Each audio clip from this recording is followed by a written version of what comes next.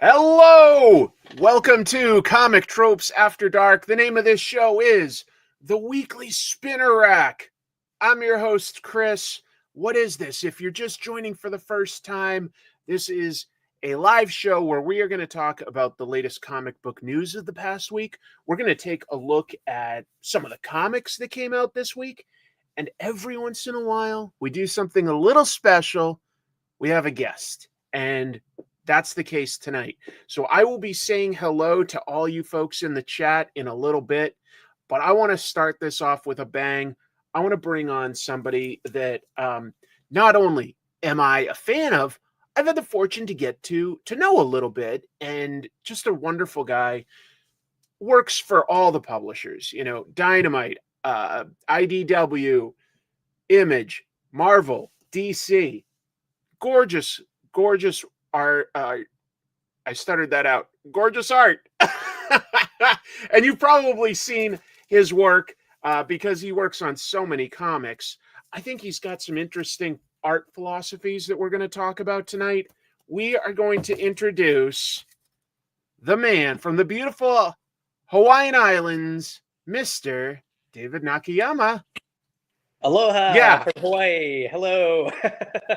That's awesome. Nice to see you again. How are you today, sir? Likewise. Great to see you again. Last time we were together, you were in Hawaii. So I was. And folks, like, David was so gracious, think obviously a lot of work obligations. He's got family as well. And I'm just sort of like dropping in the middle like a bomb. And I'm like, hey, you want to see me? And not only did you do that, but I thought you gave me a really great afternoon where I got to see a little bit of Hawaii that a tourist wouldn't go to. You showed me a wonderful comic store. We talked comics. You took me to an amazing thing that was new to me, Korean Hawaiian barbecue. That was a treat. So good. Oh, look at that. That's hilarious. Your phone acknowledged the thumbs up. I planned it. Does it do shaka too? No? No, it doesn't know that, but I think it knows hearts. But you don't have to do that. Well, it looks like another lovely day. Like, your background's nice and sunny. Thank you for taking some time today. I'd love to get into just chatting a little bit about, your philosophy on what makes a good cover and what makes a good comic. But before we even get that far, let us know, just because I bet a bunch of people don't know, what's your art background itself? Like, what kind of training, whether it was self-taught, professional, what kind of educational background did you have in art in general? Well, first of all, it's really fun to be on your show. People might know I'm a big fan of comic tropes. Watch it all the time. Have it on my side monitor while I'm working. Whenever you've got a new episode, so it's very fun to be here. Thank you. And to answer your question, oh, look at this, nice. Hello, Owens Reviews. Thanks for joining us. And Dr. Schubel. I won't comment. There's lots of folks. I was just but appreciate you guys joining us. Yeah. To answer your question, it was kind of cooking for a long time. I wanted to do something artistic since I was a little kid. I was, as soon as I saw Jim Lee on X-Men, I'm like, well, that's what I want to do for the rest of my life. And then the problem was, how to get there. Because, I didn't come from a family with any artists in it. I had to kind of figure everything out myself. So I went through a 4-year university and still wasn't quite good enough for comic work. And I did, some summers at the Academy of Art College and still wasn't quite there. And then I did Kubert School for a couple years and finally started getting some nibbles. It led to an internship at Top Cow with Mark Silvestri, training, myself and guys you might know like Tyler Kirkham and Mike Choi were there at the same time. And so finally after that, it sort of eventually led into, my first, printed work. And eventually I think Marvel saw that, and that's how I got started with Marvel. And it's been pretty steady since then, fortunately. But it took a long time to get started, years and years of trying, Yeah. I think that I see some of that because I'll research a creator and talk a little bit about their background. And people will have sometimes a time when all of a sudden they get a bunch of work and people think of them as an overnight success. But I've never seen anybody put in less than about 5 years, professionally before all of a sudden getting noticed. And it can be longer than that. Right. It's pretty amazing. The one exception is like Joe Madureira. Remember that guy? Joe did hit fast, didn't he? Instantly. Yeah. Like his first project's a Deadpool miniseries. He got X-Men shortly after. He was a superstar right away. And Campbell was similar. They were just that's fair. That's had fair. The right skills, the right time. But for the rest of us, it's a little bit more of a climb, And yeah, you're right. Like those are definitely oddities. So you've got a new project coming out. We should let people know what it is, just to be sure that we're like acknowledging that there's sort of a reason for us to talk. I was so excited to see this. What can you share with us about Emma Frost? Yes, finally announced. I mean, I'm just over the moon about it, really, because I mentioned before I got into comics because of X-Men. I've been a big X-Men fan my entire life, and this, believe it or not, will be my first main cover gig on an X book. It's a pretty big deal, and for it to be Emma, who would be one of my top 3 characters in comics, period. Those two things are pretty big to this guy. I couldn't be more happy about it. So I'm about to start work on the 3rd cover, but they just announced the first one, and it's a flashback miniseries where we get to see Emma sort of coming into power in the Hellfire Club, and it's not. See, you'll remember Emma is more of a purely villainous character at the time, but there's a lot more going on there, and they're going to get into the meat of that in the series. So X-Men fans are going to be pretty excited about this one, I think. That's fun, like to get to sort of throw back both the designs and consider that characterization, I assume, when you're like designing a cover. Like, if you're doing a superhero, it's easy to think of various heroic poses and stuff, but when you're doing a character that's a little more conflicted and stuff, I imagine that's a little bit of fun to work into what you're going to design. Yeah, for sure. And then, so much has happened with Emma since. She's a really multifaceted, interesting character in the X-Men. I'd say one of the best. Like I said, top 2 or 3 for me. So knowing all of that about her, to look back at that time, like, it's interesting to revisit that era through the modern lens. That's so cool. But I mean, I can understand why Marvel would be interested. I mean, when you were doing like some of these variants and stuff, like this Storm one, I thought really caught a lot of people's attention. Putting her in the cowboy outfit. Was any of that influenced by Beyonce's Cowboy Carter stuff? Or is that a coincidence? Absolutely. Okay. So my wonderful editor, Emily, is behind this. She had this great idea. She handed it to me on a silver platter, and I was like, yes, I would love to draw that. Thank you very much. So if you like this idea, please thank Emily for it. Good. Isn't it fun? I'm trying to remember though. Like today I was like, I thought I saw somebody do this as cosplay, and I started going through socials and I wasn't finding anything. Have you seen this done as cosplay? Yes. In fact, at Mega, just a little while ago, a woman came up dressed exactly like this. Like, that's so how cool. She was able to put this together in almost no time, because the book had come out maybe a week before. And there she was, live in person. This is very recent. Yeah. Oh man, that's fun.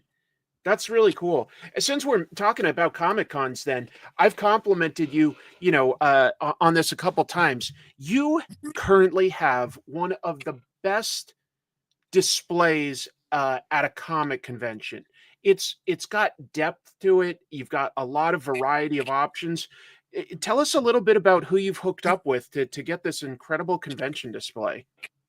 Well, I'm really lucky to work with a group called Unknown Comics, and in particular, the founder is a guy by the name of Darren Hutchinson. We've been working together for many years now. So all these X-Men exclusives that you guys see coming from me are almost 99% done with Unknown Comics.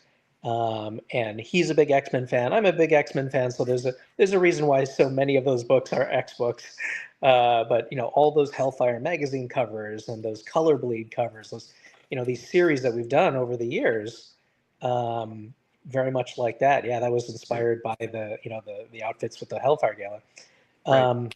So yeah, we worked together a long time, and Darren's passion is building booths. He loves innovating in booths. So he Okay. made these, lit up from the inside wall panels.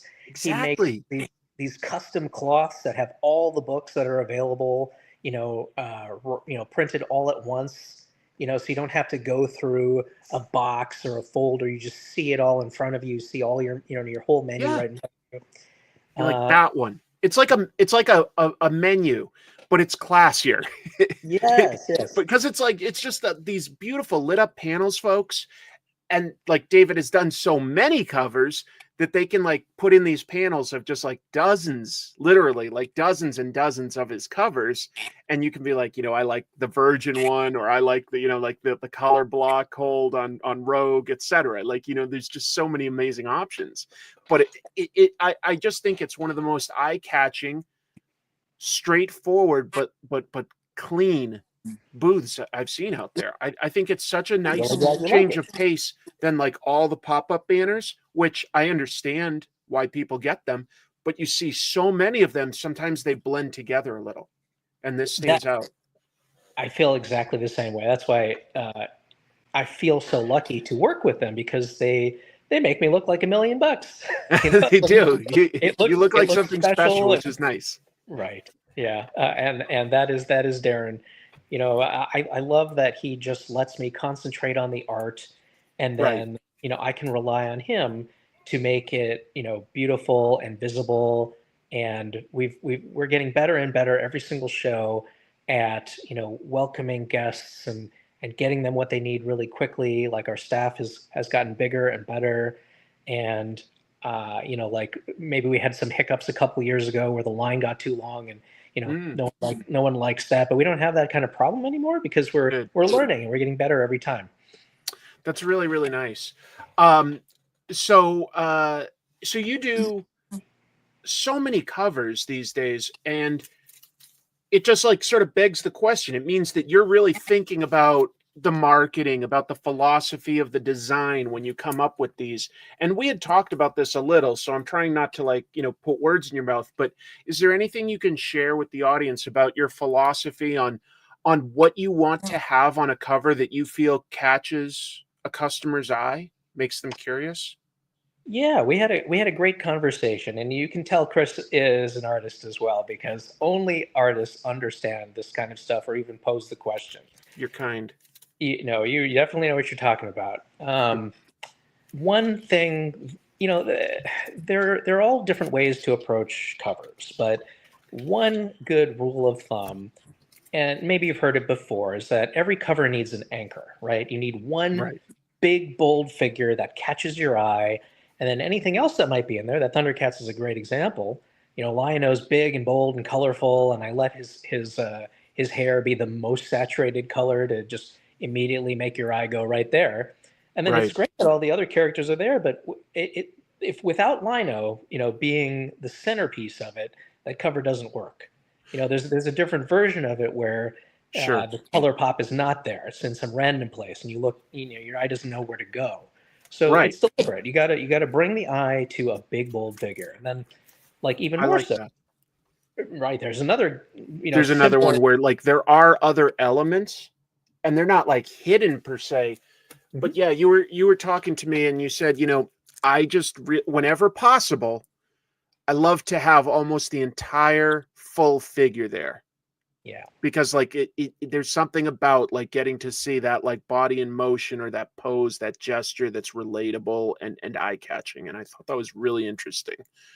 Yeah, I think it's hardwired into human brains. Like, if you think about what people ask for, like in commission drawings, think about it for a second, right? Like, people want the full figure. That's what's more valuable. They do, right?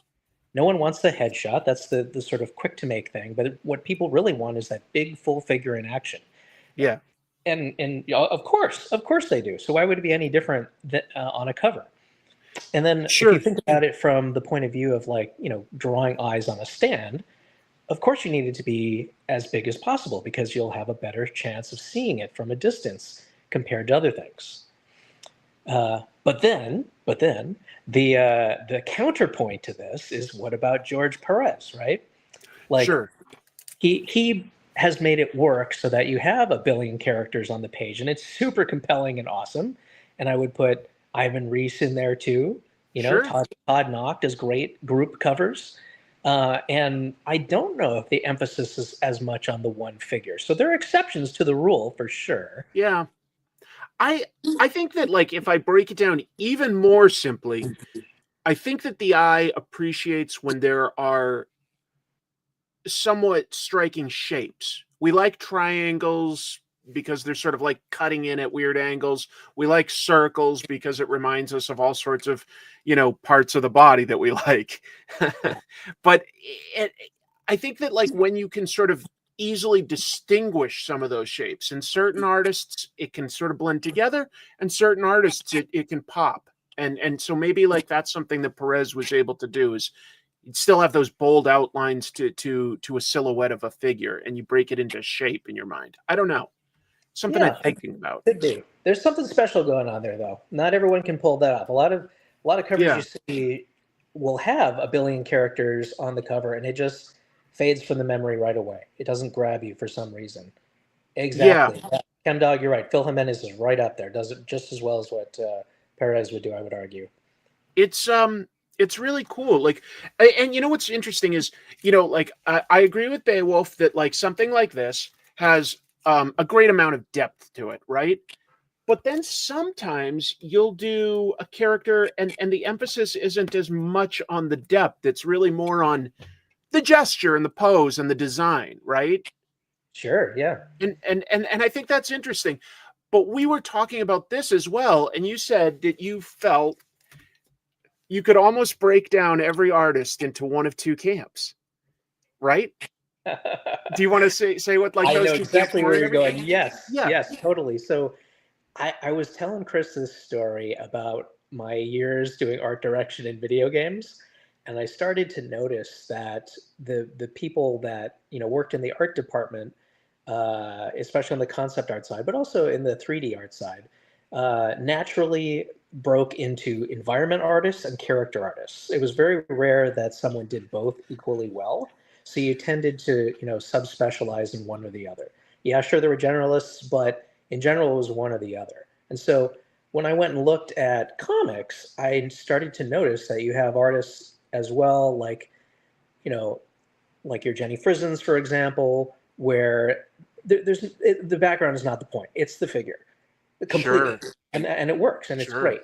And then there are other ones like I don't know, Bernie Wrightson springs to mind, where it's the scene and the background and like the entire, exactly, where it's way more important. And sure, the figure work is great, but that's not what the artist cares about. So I don't know. I do see that distinction in comics. There are people who are fully focused on figure, like myself.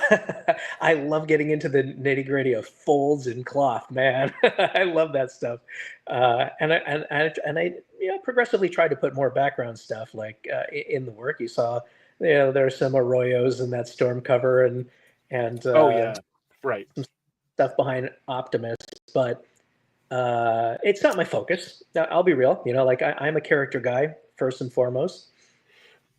For a cover specifically, it's different than interior work where you're putting an establishing shot. It needs to be simpler.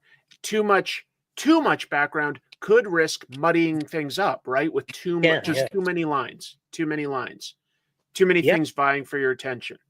Unless the most important thing about the cover is the environment. Maybe like there could be a cover where it's all about the X mansion getting blown up or something. Totally. You might get a reaction shot or two of somebody going like, yikes, but the idea is what's happening to the environment. I think in comics a lot of people would be character based, but I think as soon as I broadened that to just thinking about art in general, I was like, boy, that's true, that some people like just really like drawing environments and concepts and stuff, and then some people love the people. It's beautiful. I love this compliment though. Yes, Storm's hair becoming literally a cloud is, I don't think I'd ever seen that before. I'm maybe somebody has thought of it, but I had never seen it before, and it's a beautiful idea for the character. Beautiful. Thank you very much. If you look really closely, there are little lightning bolts, like little static or lightning. Hard with my reflection. There's no way you're going to see it on this screen, but if you have it in front of you and you look up close, there's some stuff in there. And I'm not going to say I invented this. There are a lot of artists right now who are starting to draw her hair in particular in cloud-like ways. And I think we're at the beginning of it. Like there's a lot of exploration that can be done there. But Dowderman is doing some stuff like that. And I forget the artist who's drawing Avengers right now. The runner Storm joins the Avengers. Is doing a great version of it. Oh, that's so cool to hear.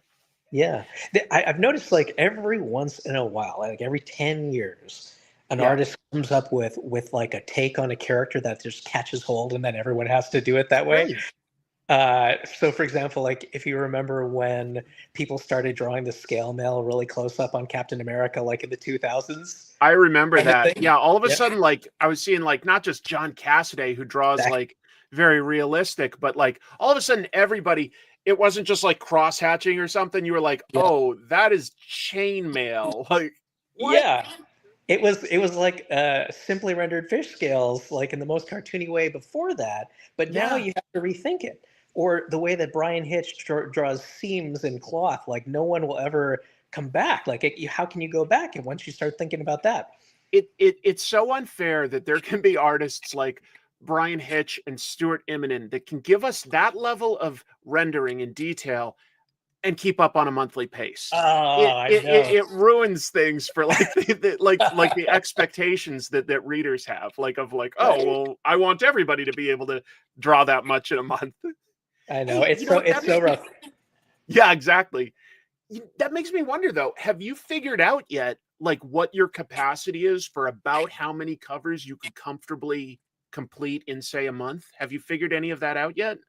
Yeah, no, it's gotten to that point where I have the wonderful luxury problem, not so much problem, good problem, of having too many offers, so I have to pare them down. But sometimes I can't say no to awesome things, and it fills up the month. And what I found is if I'm going like hard the entire month, no weekends, no holidays, I can do about 10. That's my max. Got it. That's a really tough schedule. That's working every single day, no break. Right. But that's a lot. That like a cover definitely typically has a lot more pre-thought, actual work, and potential edits than your average interior page. So like if you're doing like a cover every 2 to 3 days, that's a lot. That's a lot. It's intense. It is not good for my health. I don't want to be doing it, but I don't want to put you there either then. But I know we're in an era, aren't we, where the stuff from our childhood has like become so popular again. That's it. Like that's why it keeps happening, right? Like how many years have I wished and hoped for something like a Transformers cover? Right. What you have right there is like, my first one. Yeah. Transformers and G.I. Joe, you've done Ninja Turtles. Like all of a sudden, all this stuff, like I thought my generation, Gen X, is like getting too old and it was time for the next generation. But if we're like looking at the best-selling stuff, it's the stuff we grew up with right now. And so, yeah, I imagine that's a little hard to turn down when those opportunities come across because you're like, well, it tickles my nostalgia button. It does, yeah, and you think to yourself like, when is this going to happen again? When is that going to be offered again? So if I'm a fan of anything, then I kind of have to find a way, you know. That's awesome, you know, and we should also mention like, so you've got this new book coming up, Emma Frost, that people should keep an eye out for. That you're doing the covers for. So excited that you're doing something X-Men related on the regular. But you also have some like art books out there that I think people should consider. Isn't that Clover Press that have put those together? That's right. Yeah. So I have one art book. Yeah, That's okay. the funny thing. I never had a sketchbook of any kind, convention or otherwise. No hardcover books until last year. Right. We did it for real. We did it big.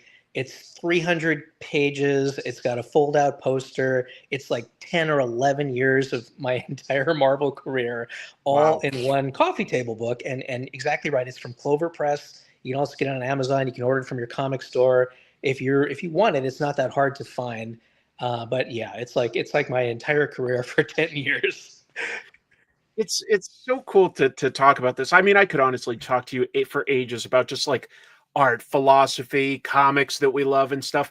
But I think you also, beyond having like a great design sense, a great sense of like rendering, you have like some inherent like just you just have like a marketing sense, dude. Because I'll point to like as fine-tuned folks as David has like it's not going to focus quite because it wants to focus on me, but your signature is literally like a little brand, and there's not that many comic artists that have a distinct signature. You've got like your Walt Simonson dinosaur. Ryan Stegman has like done something modern where it's like a stegosaurus, but you've got you changed like David Nakayama down to DNA with a little helix here. That's some great branding, dude. Thank you. And the I reason I love got that. there, you missed, I think, the best example ever, which is Adam Hughes's exclamation point. That's a good Uh, one. Yes. My goodness, when I saw that, I mean, like, as if the art wasn't good enough, but that I just thought, oh, this guy's funny. He's got a sense of humor, like, and he's a great draftsman. I like immediately fell in love with the guy's work. Yeah. And Yeah. years later, when it came time for me to reinvent my signature, I'm like, I need something like the. Well, you came up with something, dude. Not that many people can come up with like a great signature, but like you Lucky. have so it doesn't matter here. Like you gave me this lovely variety of like covers, like you've got a Dark Horse and like there's the DNA. You've got a Dynamite and there's the DNA. Of course, like Image, Marvel. Well, if your name is David Nakayama, there's only so many things you can do with it, but fortunately that was right there.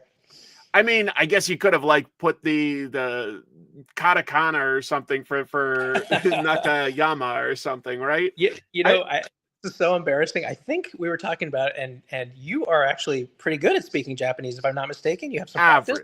Average. Okay. But thank you. So I started Duolingo last week. I finally did it. So I'm learning my hiragana right now. I know I need to know That's like what we'll do then. 5 characters. Is we're gonna friend each other and get a friend streak going on Duolingo, just to like have that like impetus to learn. It's never too late to learn. Is there anything else you can tell us about what's coming up, or is it just Emma Frost right now? Well, I we were talking about why the schedule's so busy. I'm really fortunate. Like everything, I guess 13-year-old David was hoping for is happening right now. Good. For the first time, maybe. So I have Marvel and I have DC. Right now, I'm in the middle of runs on both Harley Quinn and, if you can believe it, Wonder Woman at the same time. Like two of the best characters. That's a good point. I know. To me. I can hardly believe it sometimes. And then over at Marvel, after my last regular main cover gig was Spider-Gwen, but now I'm back with Emma Frost and Spider-Girl, the brand new Spider-Girl. We're getting an ongoing series starting. I believe both of the books are going to be in the same catalog, the next catalog that they put out. But these are main cover gigs, and I love to do that because what I want is for the work to be easily accessible for everyone out there at cover price whenever possible, and that's what we're going to get on all 4 of these titles. That's awesome to hear. That's really, really nice. I could talk to you a lot more, but what we'll have to do is I want to be respectful because I know that you've got some family obligations this afternoon, so I'll allow us to end it there. Call to action, folks, though, in the imminent future, keep our eye out for Emma Frost. And thank you for your time, though, today, man. It's really fun talking to you about comics. So next time we'll just have to have a whole new range of topics because some of this was stuff we talked about. I feel the same way. Thanks for letting me share that with your audience. And if you just want to talk about like Sleepwalker and Darkhawk and other oddities from the 90s. I could go all day. I am always down for something like that. But just open invitation, David. If you ever have something that you're looking to promote, you are very, very welcome here. Everybody's having a great time. Thank you, Mary. Thank you very much. I appreciate it. Thank you, brother. We'll see you next time. And thank you, everyone, for joining us. Mahalo and aloha. Internet. Yeah, that's it. Aloha, guys. Take care. That was awesome. Yeah, thank you all for your kindness, and it was a real treat to get to talk to David again. Big fan, and oh, look at that! Every issue of Sleepwalker, very impressive, ChemDog. Yeah, that's appreciated. That's appreciated. He is. I hope, if you guys get an opportunity to swing by a convention, you get an opportunity to see that display that I'm talking about, because it's really, really pretty. And, David's in demand, but he's got a very efficient booth, and he's got a lot of different characters. So there's an excellent chance your favorite is represented. Thank you all for giving that some time. You are so supportive. Look at all that. I should have thought to grab one before I started the show. Let me just do a quick image search in case I can find it. If I can, then I'll share it. But I don't know. Can I find a good image of it? Not really. Not easily. I'll try to have it then for next week, okay? I'll just try to remember that for next week. We'll get into the news next. Oh, yeah. Yeah. He's so good. He's so good. Let me add a document here, because I prepared a little slideshow of sorts so that we can get through some news. I think I have some really positive news overall. There's a few pieces like where we'll go, oh, what's wrong with the world? But like overall, it's a nice week of good news. Yeah, I think I'll do it like that. Thank you, Wayne. Appreciate it. Appreciate you all being here. Let me just also shrink. I've got like comic trope stuff up that I was editing. I'm going to sort of minimize that to not distract myself. All right, let's see. What do I have first? Some quick updates on stuff that's happening, because, of course, Diamond Distribution is still going through its bankruptcy. I expect by the end of this month, we might have a clear picture of anything that's happening. All the auction stuff will definitely sort of be certified and signed off by basically the middle of April. So pretty soon we're going to know if, there's any chance that these Diamond entities are absorbed by somebody else, if Diamond still exists or what. I don't know. Thank you. Oh yeah, his Emma cover is great. Very good at Beautiful Women. I should have said that. Ooh, fun. All right. So first of all, Diamond is selling off. Apparently, they've got like a ton of backstock. They're selling off a bunch of their variant covers. I would not be surprised if there's some David Nakayama variant covers in there. But these are things like, where retailers, comic book stores are often able to order, like, say, one copy for every 25 copies of the regular that you get. You could order one for every 50 copies, one for every 100. In other words, they get more and more, these variants. But Diamond apparently has a bunch of this stuff and is selling off stuff as rare as 1 in 100 variants for as little as $10. These are books on eBay that might range from $40 to $100 right now. The market is about to drop because Diamond is selling, and it's not to us, it's to comic book stores. But yeah, they are trying to get rid of, obviously, inventory. They're probably not going to be around for long. So it's sort of like, Sunday at a Comic-Con when like somebody doesn't want to like push all their inventory back to their van. They're willing to like sell stuff dirt cheap. It's just, some cool art is going to end up at some comic book stores probably for not much money. What else? So some of the smaller publishers, like it's a broken system right now. You know, Diamond owes a ton of people money, but they're still sort of operating, but it means that they're not necessarily paying people very fast right now. Some of the smaller publishers cannot absorb stuff like that. So there are examples of publishers doing layoffs right now to stay alive. That includes both Ablaze and Alien Books. If you don't recognize Alien Books, they are the people putting out the Valiant superhero comics. So they're both in business, but they're both having to do layoffs right now. Kind of rough. And finally, for like Diamond, I thought this was fascinating.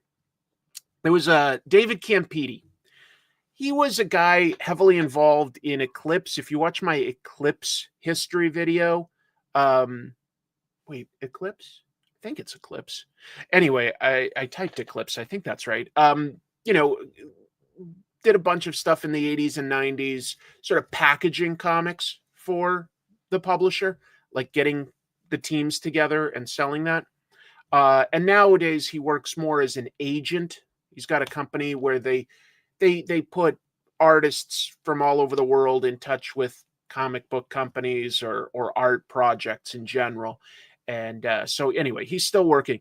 He posted something to Facebook about the Diamond situation, pretty incendiary. Listen to just a piece of this quote.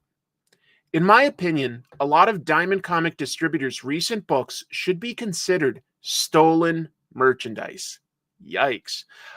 Whatever the laws say about bankruptcy, if they knew that they were going to file for bankruptcy and did not warn publishers that payments for any books sent could be tied up in bankruptcy court, that's premeditated theft of product to my mind.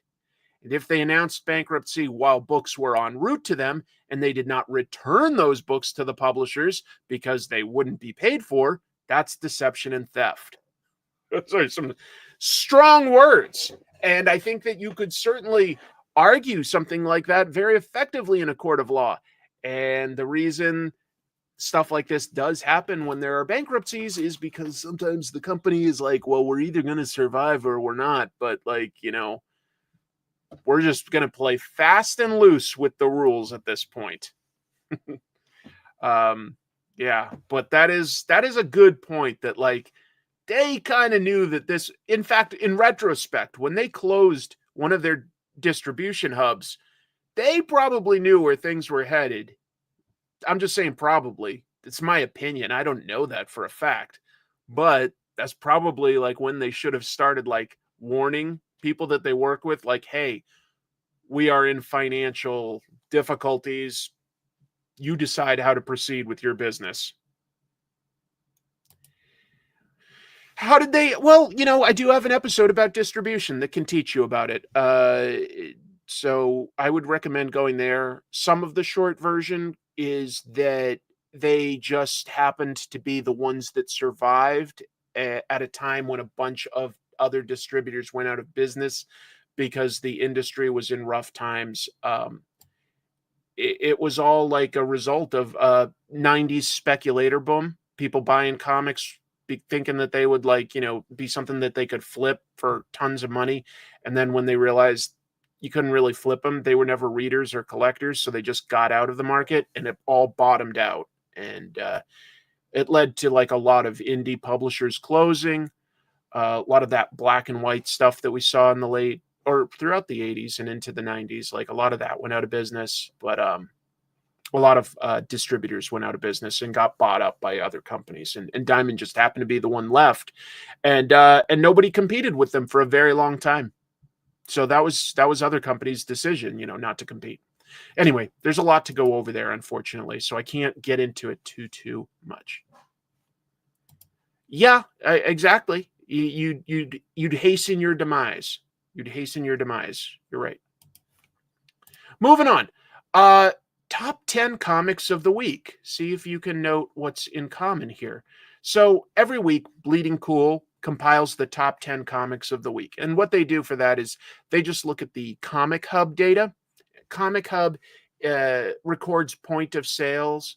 It records the sales that comic book stores are making out of 150 comic shops. It means that this isn't a way that you can actually track how many copies of something is sold, but you're getting a very accurate picture of what is selling, like at the top end, you know, because that data just indicates generally what the market is doing. Anyway, yeah, they use 150 comic shops for that. This week, look at that. For some reason, Marvel secured all 10 spots.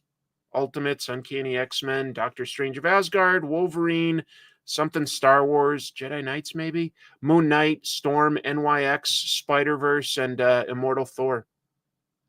They all beat, you know, all the stuff from DC and Image and stuff like that. So I sort of get it, because like I only bought about 5 comics myself this week, and for me that's like, you know, sometimes I usually get between 6 and 9, I would say, each week. That's a lot, by the way, to get. But and yeah, 2 of those 5 were Marvel books that are in there. In other words, there wasn't, say, Transformers and G.I. Joe, Void Rivals. There wasn't an absolute Wonder Woman or something like that. So they just maybe lucked out a little. That is a good question. I really don't know. I haven't read that one. Only bought Storm. I'm glad Moon Knight and Thor are up there. I picked up 8 of the 10. Wow. Right on. Yeah. Oops, all Marvel. Between the Peach Momoko and Marvel Rivals characters, that was 90% of my box. I know both of those are popular right now. Yeah. Another thing I mentioned, Batman number 158. That's coming. Okay. And that is the first part of the Hush sequel by Jeff Loeb and Jim Lee. That is likely to hit the top spot the week it comes out, because it has already hit 400,000 copies in pre-orders. So there are still some comics that are selling humongous numbers when it's that week. I mean, that's, I have a hard time thinking of anything else right now that could compete with that. Just wanted to mention some of what's selling right now. Superhero stuff. And also kind of interesting that Star Wars is in there. All right. Hold on. There we go. An Invincible producer explained some of the changes to the show. I thought I'd talk about that. So co-showrunner Simon Reciopa, he hosted an AMA on Reddit to discuss season 3 of the show. I only have part of one of his quotes, but I just thought it was kind of interesting. It's not really super spoilery. It just sort of explains some of the differences between the show and the comic. He says it all, when they're doing a change, it all starts with Robert Kirkman and me and a few of our writers sitting down at the start of a season and going through the comic and looking over the issues and just talking about what's there, what ideas he might have had at the time, but didn't have the pages to explore, places that we could expand into bigger stories. We're looking for the spots between the panels where more story or more interesting emotional beats might be found. It's also about following up on changes we've made in previous seasons. For instance, we give Debbie a little more time in the show than the comics. A lot of my coworkers and friends have been reaching out to me going like, you know, Invincible season like 3 has been okay. And then like they get to the Invincible War and they're like, that was awesome. So I'm behind. I have not watched the show. I read all the comics, but I have not come across that. I would like to see that. And here's somebody else. Yeah. Owen's Reviews saying, speaking of Invincible, that Invincible War episode was amazing. And just wait till the finale releases on Thursday. I was going to mention that too, as just a change. So I recommend following Mark is the character, Ryan Otley on social media. Great artist, but sometimes he does interesting things where he'll talk a little bit behind the scenes. And right now he's showing all the sort of Invincible variants that he designed that like Robert was like, no, that's not quite right for this reason or another, you know, like, oh, that guy's in a t-shirt. I want him more in like a Viltrumite, like army uniform, things like that. So on this one, it was a misunderstanding. He said Kirkman asked Otley to draw one Invincible variant as having a cap, And so Ryan took that to mean a ball cap. So he put him at, like, Mark, when he starts Invincible, the comic, he works at like Burger Mart, like a fast food place. So he put Mark in a work hat. And like, then Kirkman was like, no. He goes, I mean a cap like you can't see his hair. Like, I just mean like a full skull cap, like what Cyclops wears or something. He's like, oh, you don't mean a ball cap. Yeah, one of the designs was like, a mark that came from the world of the comic Prophet. He's got like, big headgear, and he's like, it doesn't quite fit the vibe. Yeah. I know, I was so excited to see Tech Jacket make it in. I love Tech Jacket. I love a bunch of the characters that are in the shared Invincible universe that some of my friends have worked on. Brit comes to mind as well, but Tech Jacket is fantastic. EJ obviously came up with an amazing design. Another friend of mine, Carrie Randolph, has worked on Invincible, kind of did a little bit of a suit redesign. And it looked like to me that the cartoon was, like 80% EJ's original design, but possibly like as a way of simplifying some of like the midsection, I felt like they were taking a little bit from Carrie's design. Yeah, I don't know. EJ's here, or at least he was. Yeah, he doesn't feel the need to brag. EJ's fantastic, and we should all be excited because he's got a new comic coming up. Remember, Blood and Thunder is on its way. Blood and Thunder. Thank you for being here, EJ. I hope it was fun to see Tech Jacket show up. I hope you got something out of that, like as a check. You don't need to talk about it. It's none of our business. I'm just saying what I hope. I liked seeing Tech Jacket show up. That was great. In the Invincible War in the comics, there was no way the animation was going to be able to do this. They used basically every shared Image universe superhero at the time. So not just Robert stuff like, Guardians of the Globe and Brit and Astounding Wolfman and Tech Jacket. Like they used Spawn, Savage Dragon, Witchblade, Cyberforce, Madman, Shadowhawk, you name it, like tons of them. Dynamo 5. Like the comic it was cool. It was just basically like a huge crossover within just like one issue. It was a really cool idea. It was really cool. Anyway, just talking about some of the differences.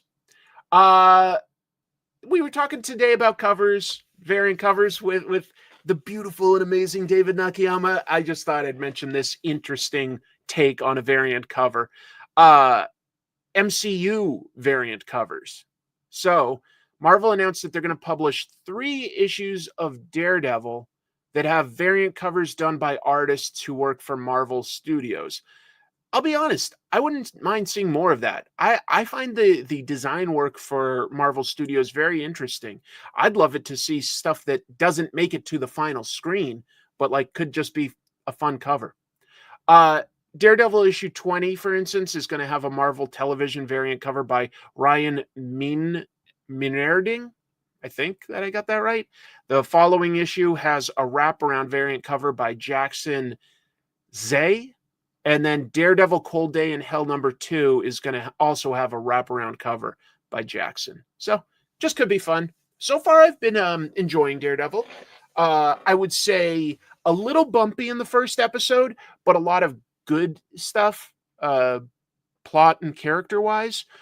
You could sort of tell that there was some, what do you call it? Like reshoots and stuff. Because like tonally, not everything matched per se.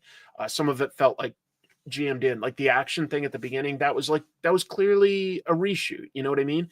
But it drives a story forward, and I like the direction. I like the idea of it's called Born Again because Matt Murdock sort of retired as Daredevil, will say. I also love the little details like this. I'm not going to get into plot point spoilers, talk about who lives, who dies, but there are corrupt cops in the show, okay?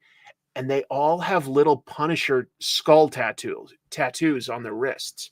And I was like, wow, like I did not expect to see Disney or Marvel like kind of directly comment on something that makes a lot of us uncomfortable. Like when you see police officers wearing like Punisher skulls or having a Punisher logo on their car or on their uniform, you're like, that doesn't fit. Police are there to serve and to protect. Punisher is just a killer. It can be a fun action hero, but he's not a good person. It's not what I want in my police. And the idea of literally branding corrupt cops with the Punisher skull, I was like, geez, that's like, taking it to another level than real life. But I just never expected them to comment on it. I'm sure Frank Castle will not be happy. I'm sure. So yeah. Okay. So when Frank finds out, he's not going to be happy. Right.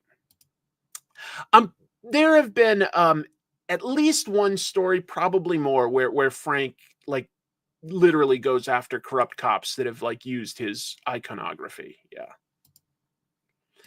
I agree. Like it did some cool stuff in episode 1, but it was like, the camera work and cinematography like felt like sometimes two totally different shows, and the action scene like had some good moments and some CG that I was like, I'll accept it for TV. If they put this in a movie, I'd be trashing it because it wasn't up to what I would consider Marvel's standard.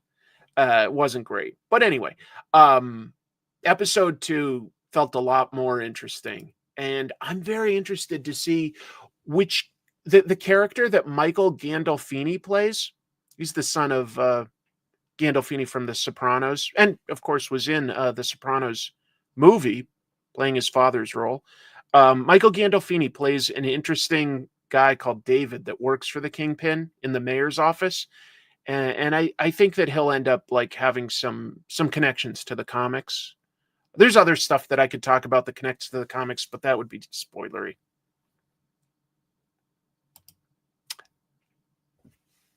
I would say that like this new show gives you everything important you need. Even though it like refers to things that happen, it lays the groundwork for anything you need to know.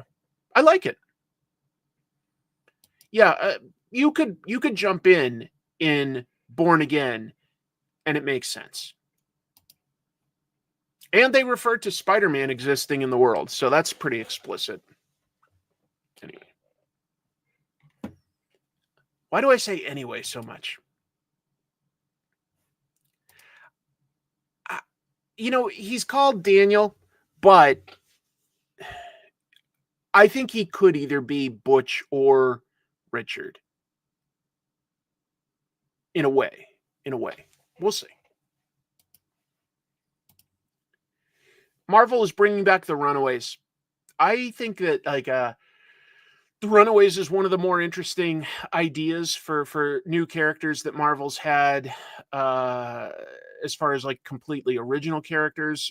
That said, I guess it has been about like over 20 years or something since they came out, but they, I like the idea of them. I like the idea of the Runaways a lot. In June, Marvel's going to start a 5-issue Runaway series. It's by Rainbow Rowell. Loved her run on She-Hulk. Artist Elena Casagrande, she's cool too. One of the team members is a reprogrammed Doombot, and so right now, Dr. Doom has taken over the world, so Emperor Doom is setting his sights on retaking the property, and it puts the team back on the run. Was there anything else I had? No, just thought I'd mention it. Could be a fun idea. Yeah, Marvel hasn't used them a whole lot lately, but I think that like the original run by Brian K. Vaughan is fantastic, and it lost its way a little at some point, but great run. Not necessarily Kid, but not Dr. Doom. All right, this is fun. Skybound is rolling out Transformers Compendiums.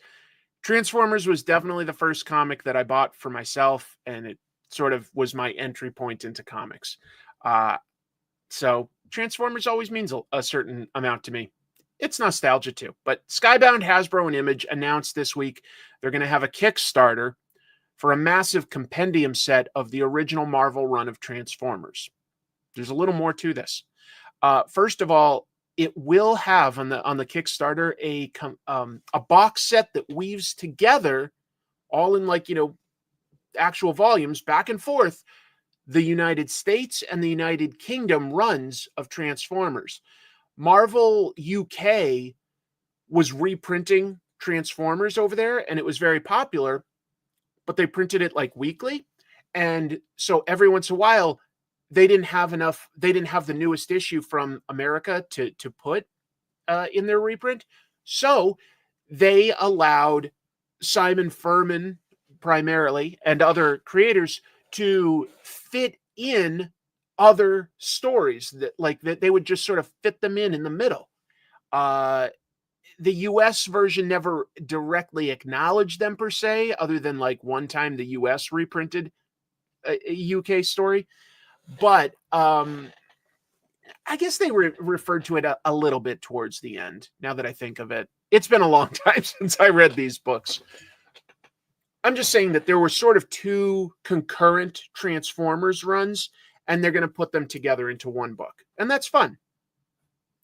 Oh, look at this. Michael says that they got both the US and UK in Australia. The UK stories were notably different and often better. I think sometimes, when you're given like restrictions, it forces you to be more creative. They like had to use the characters that weren't being used as much, right? Or they couldn't change certain things. Like they could never kill off or bring back somebody that was dead, like Optimus Prime. They couldn't do that. So they had to be more clever and work with other characters that weren't being used. A lot of the UK stories are cool. I've read a bunch of them. So anyway, it's going to weave together. This launches on Kickstarter April 8th. Related, they are also putting out a physical release of Compendium 1 in comic shops on April 9th. And what that has in it is issues 1 through 44 of the US comics, plus the 4-issue Headmasters miniseries. It's going to have a cover by Daniel Warren Johnson, 48 issues for $64.99. So that's sort of separate. Like that's just starting off reprinting the US stuff. The Kickstarter one will be a bunch of compendiums with all of the US stories and all of the UK stories and woven together chronologically. I don't think it will have anything Generation 2. It will have the Spidey issues. They have the rights to reprint an issue where with the Marvel characters, like issue 3 or 4. I think 4. It's hard to remember. But anyway, they'll have they can reprint that in the compendium. Yeah, there have been compendiums and collections before, like when IDW had it, although I'm pretty sure IDW did not have the right to include Spider-Man. So those pages were missing. I don't know how many pages off the top of my head. You could look for the Compendium 1 on Amazon right now, and it would tell you. And when the Kickstarter launches, it will tell you like how many books in each one. Sim, thanks for joining us. You just picked up some back issues. Very cool. Yeah, exactly. Circuit Breaker would be Marvel owned, but they do have the rights to reprint this. Yep. So I don't know how they negotiated all of that, but they say that it will all be included. Kind of cool if you're a Transformers fan. Or if you've never read it before, it's fun. The G.I. Joe compendiums that Skybound, Hasbro, and Image put out, top notch. Very, very good. So if they're doing that for Transformers, the finished product should be very good. Scott Morse is launching a really unique Kickstarter. Well, a comic, I mean, on Kickstarter. I thought I'd mention it. So Scott Morse is doing this anthology called This Ink Runs Cold.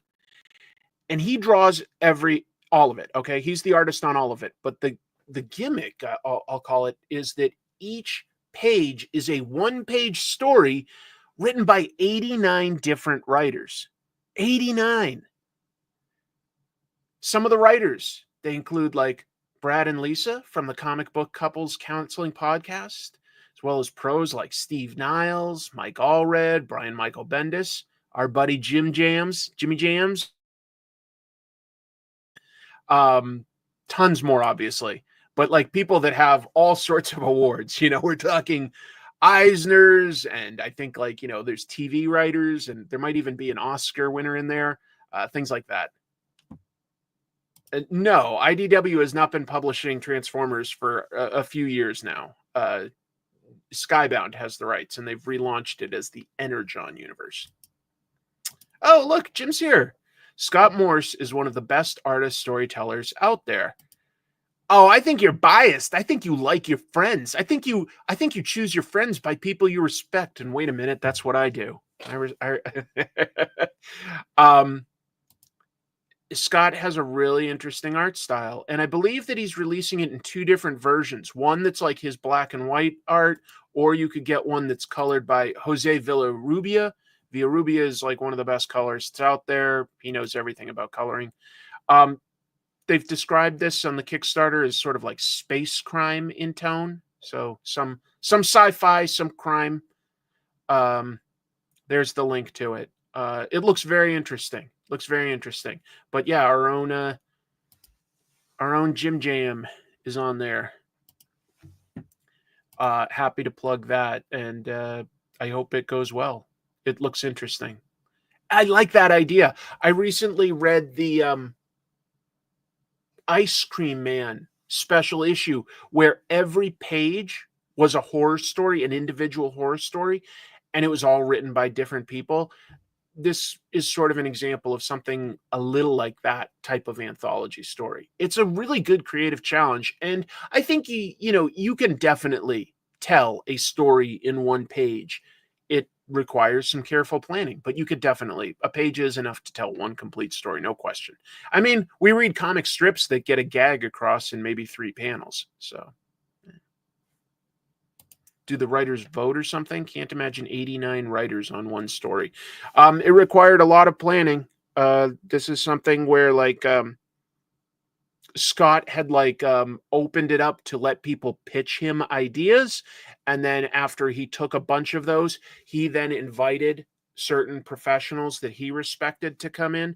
And, he's overseeing the whole thing. Moving on.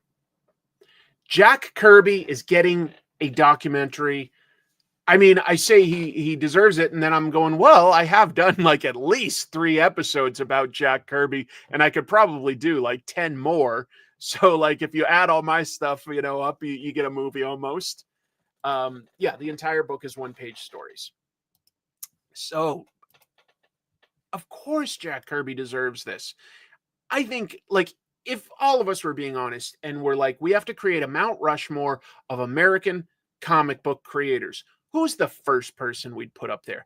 I think it would be very hard to argue anyone before Jack Kirby, because there's definitely some other guys that could be up there. Will Eisner. There's tons of great, super important people that have contributed to comics over the years. Siegel, Schuster, I don't know, maybe Bob Kane and Bill Finger, but I think we'd have to put Jack Kirby first. I think we'd have to. So, Kirby Vision is what this is going to be called. It's going to be a definitive feature documentary about Jack Kirby. It's in development with acclaimed filmmaker Ricky Stern, who's done things like Joan Rivers, A Piece of Work, UFOs Investigating the Unknown. Good director for something like this. Makes sense. Documentary has secured cooperation from the estate of Jack Kirby, as represented by the Rosalind Kirby Family Trust, and it's going to get access to personal documents, home movies, creative materials, all sorts of stuff that we've never been able to see before. That should be a treat. That should be amazing. And the film promises to cover his whole life, from growing up in New York during the Great Depression, joining the army, actually serving, in Europe. He has a dramatic story about World War II. He fought the Nazis. And then, of course, creating dozens upon dozens upon dozens of super memorable comic book characters. I'm looking forward to it personally. I think it sounds good. I hope there's something like that. And I want to see him as a person too. I would love to just see him with his family, whatever snippets they're willing to share. Yeah.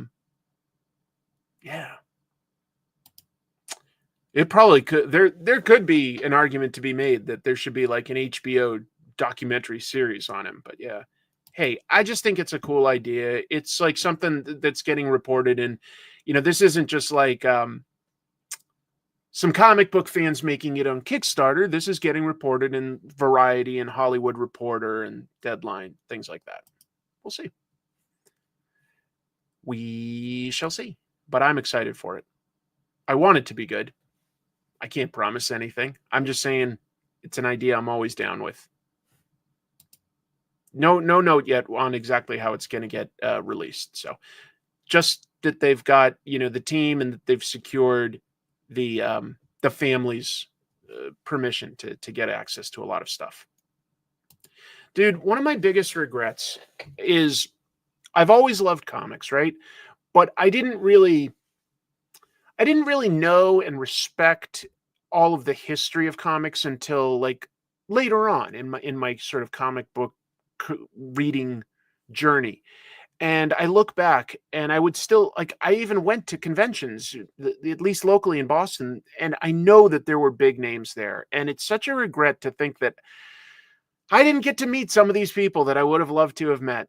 I did get close to getting to see Will Eisner. He was going to a Small Press Expo one year, and then he was too sick to make it, unfortunately, and he did pass away a few months later. But yeah, I look back and I'm like, oh, if I could have only just met Jack Kirby, that would have been special. I guess I should be grateful that I did get to meet some of the people that I have, like Frank Miller or Stan Lee. That is good. But if Jim is still here, Jim got to meet Jack Kirby at, I think it was a San Diego Comic-Con when he was in college or something, and he's got a picture with the King, and I'm a little jealous of that, honestly. I think that's a really cool thing. Oh, good. Hey, I love Tubi. I think it's got some fantastic stuff. So Kirby at War is on Tubi if you need some stuff. Oh, right. The UK doesn't do time zone changes, but yeah, unfortunately the US does time changes, and we just had our springing forward an hour. So yeah, look at that. Shook the King's hand in 1992 when I was 17 years old. I'm glad that not only did you get to do that, Jim, but that you got a picture. It's kind of special. And I'm glad that you got that experience, man. I really am. I'm happy for you.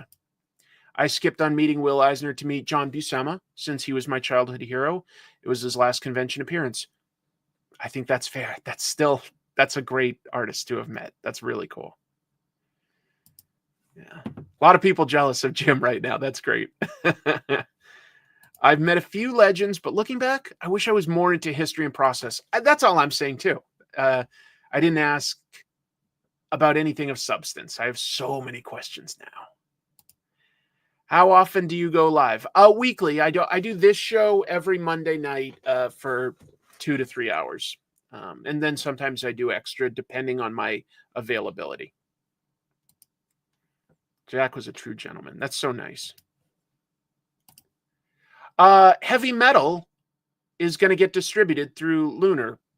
It's a little bit of an interesting story, so I've got a few details. Heavy Metal is going to be among that first wave of comics that's going through Massive Publishing's new program called Massive Indies, where they'll publish potentially other publishers' books too through, I say publish, I mean distribute. They'll distribute other publishers' comics through them. They brand it Massive Indies, and they'll use their deal at Lunar. You have to sort of like get approved and pay something for it. It doesn't necessarily make sense for everybody, but they've got a first wave of people that they've taken on. And yeah, one of the things they're going to publish is an issue of Heavy Metal. I'll explain. A few years ago, Massive was actually about to publish Heavy Metal magazine. They produced an issue, but it all fell apart. But now they're going to publish and distribute that through Massive Indies. Creators involved in this, that's the attractive point. They've got one of the original Metal Erlant artist, writer guys, Enki Bilal, but they also have some indie guys that we all like, Jim Rugg, Tim Vigil, and David Quinn, Faust. Cover art here, Tony Moore, one of my pals. Love Tony. He's the best. And many more. So I'm just glad that it's finally coming out. Hope that means that everybody's getting paid. Heavy metal. It's a little more confusing than that. So originally it was called Metal Erlant. It was a French comic magazine. A few years after it launched, they would reprint some of and translate a bunch of the French comics from Metal Erlant into heavy metal, as well as taking on more sort of indie and outsider comics. It was an anthology magazine, Heavy Metal here. Eventually, after it went through about 3 companies, went out of business. Last year in 2024, English versions of both Metal Erlant and Heavy Metal had Kickstarters. And then this issue, which was going to be published about 2 years ago or something, is now coming out. It's confusing. I don't know what they're numbering it, to be honest. I didn't see that in the news article. They may number it 1 or they may not number it at all, because it was sort of a relaunch, essentially. I don't know, though. They might use legacy numbering. I don't know. The U.S. has paused tariffs for now. So, the U.S. tariffs that President Trump, I wish I could call something else. I'm not a fan, just to be clear. But anyway, he keeps threatening these tariffs on Canada and other countries, Mexico, China. Anyway, for the second time, he has delayed it for 4 weeks. So the tariffs right now would be scheduled to go live on April 2nd. In other words, they haven't gone through yet. And we talk about that because this is definitely going to affect comics in a big way, okay? If they go through, which it seems like they will at some point, it'll basically increase, there's a tax on anything coming from Canada, 25%. 25% more it will cost us. Goods coming from Canada, and that would include most of our printed comics. In February, that's when this was first proposed. It's been delayed twice. Transcontinental, they're pretty much the biggest printer of comics in Canada. They did say at that time that they would absorb the tariff prices for the first 90 days to help ease things for comic shops and distributors. So that's very kind of them to offer something like that. That's a very expensive extra cost to take on. But all I'm saying is, if it goes through and comics cost 25% more, what's that mean? For, say, a big, thick $8 comic like this, that means that it would be $10, right? Or just a normal $5 comic. I mean, I don't see how you could charge any less than $6. And then you're probably taking a cut in several different areas, the comic store and the distributor.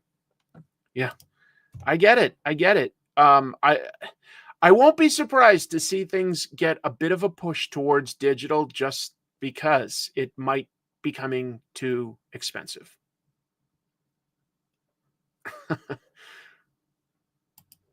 I did see Civil War. Civil War was a good movie, and at the same time, I really could see that either political side could sort of see themselves as being the good guys in that scenario, because they didn't make anybody totally noble. It was really an interesting movie. Yeah. So I don't know what to make of any of this. Oh, thank you very much. Appreciate you stopping by. Love Denmark. Love to visit Denmark. All right. Yep. Sorry, folks. Daylight savings. Got it. A bunch of people coming in now because this would be the normal time for many parts of the world. Got it. Sorry. Working off of our new schedule here. Thank you. Yes. That was a polybagged issue of Alpha Flight that had Canadian flags all over it. Alpha Flight's cool. They should use Alpha Flight more. A Welsh comic book artist has been detained here in America by ICE. I swear this is like, after this, I've got more fun stories, but if I'm talking about that, I have to like spread the awareness on this, folks. So specifically, I'm talking about this artist and writer, this comic creator, Becky Burke. She makes comics as R.E. Burke. That's how she signs her work. She has been arrested by Immigrations and Customs, whatever it's called, enforcement. Yeah. She's been in prison for 11 days. The Welsh comic artist was traveling North America, backpacking, and she was denied entry into Canada. She went from US up into Canada, and her visa had some problems on it. Like there were some mistakes on it. So Canada was like, sorry, you got to correct that. You can't come in. She goes back to the US. Immigrations and Customs Enforcement arrest her. And so she's been in a detainment facility in Tacoma because of this mistake. Like technically she'd be here illegally. And you'd think, well, the UK is our friend. This is certainly somebody that's well known and not a threat. You'd think that there would be options for easily talking to her embassy, right? That we just have her talk to her embassy, either get the paperwork to stay here or deport her back to home. Fine. You got to go home. Okay. But no, she's been in prison for 11 days. Really, really scary and sad. Her family is asking to spread the word. They're pleading on all their social channels for politicians to step up, become aware. They're using the hashtag Bring Becky Home. So if you go onto your social media and you look at that hashtag, you might find some more news. I'm really, it's really depressing, isn't it? I want to be proud of my country and talk about the beautiful things we have here for we've got some beautiful nature to explore. We've got some amazing cities, food, culture, brilliant artists. We've got friendly people, but it's not a great place right now. And I'd say that if you were thinking of visiting here from another country, please make sure you have all your paperwork buttoned up, because this is really, really scary. This is really scary. No jokes or anything. Visas are famous for near constant screw-ups that aren't at all the fault of the holder, because the system is held together with duct tape and bubble gum. It's an honest mistake, right? I mean, you're not a Welsh comic book artist that's backpacking. Like, how can we not just go like, yeah, there's a mistake here. Here's how we get it corrected. Or at the worst, why can't we just say, we're taking you to the airport. You have to book a flight home. Like, it's just crazy. It's just crazy. So let's spread the word where we can. And hopefully there's somebody that can cut through some of this red tape and help Becky get home, because that's all she wants to do right now. And all her family wants for her. Moving on, talking about WEBTOON. And this might sound dark, but it's just more interesting than anything else. To be clear, WEBTOON is absolutely the largest comics publisher if you go by readership. There's no question.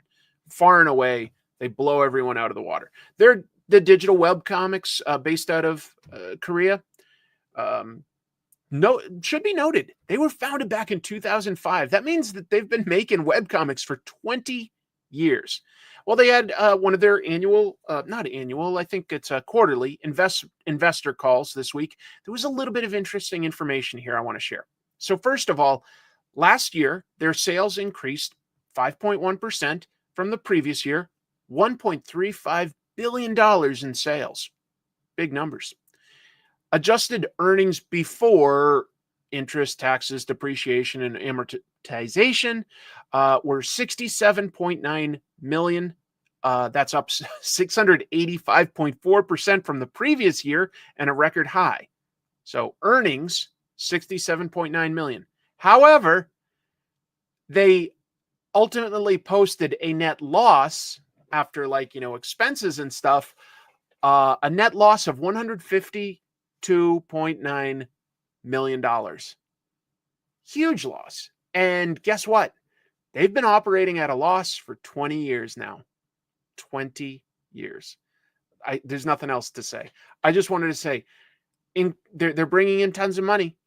After you pay the talent, after you pay all like the hosting and the promotion, the marketing, after you pay for like various licensing rights, they're still operating at a loss.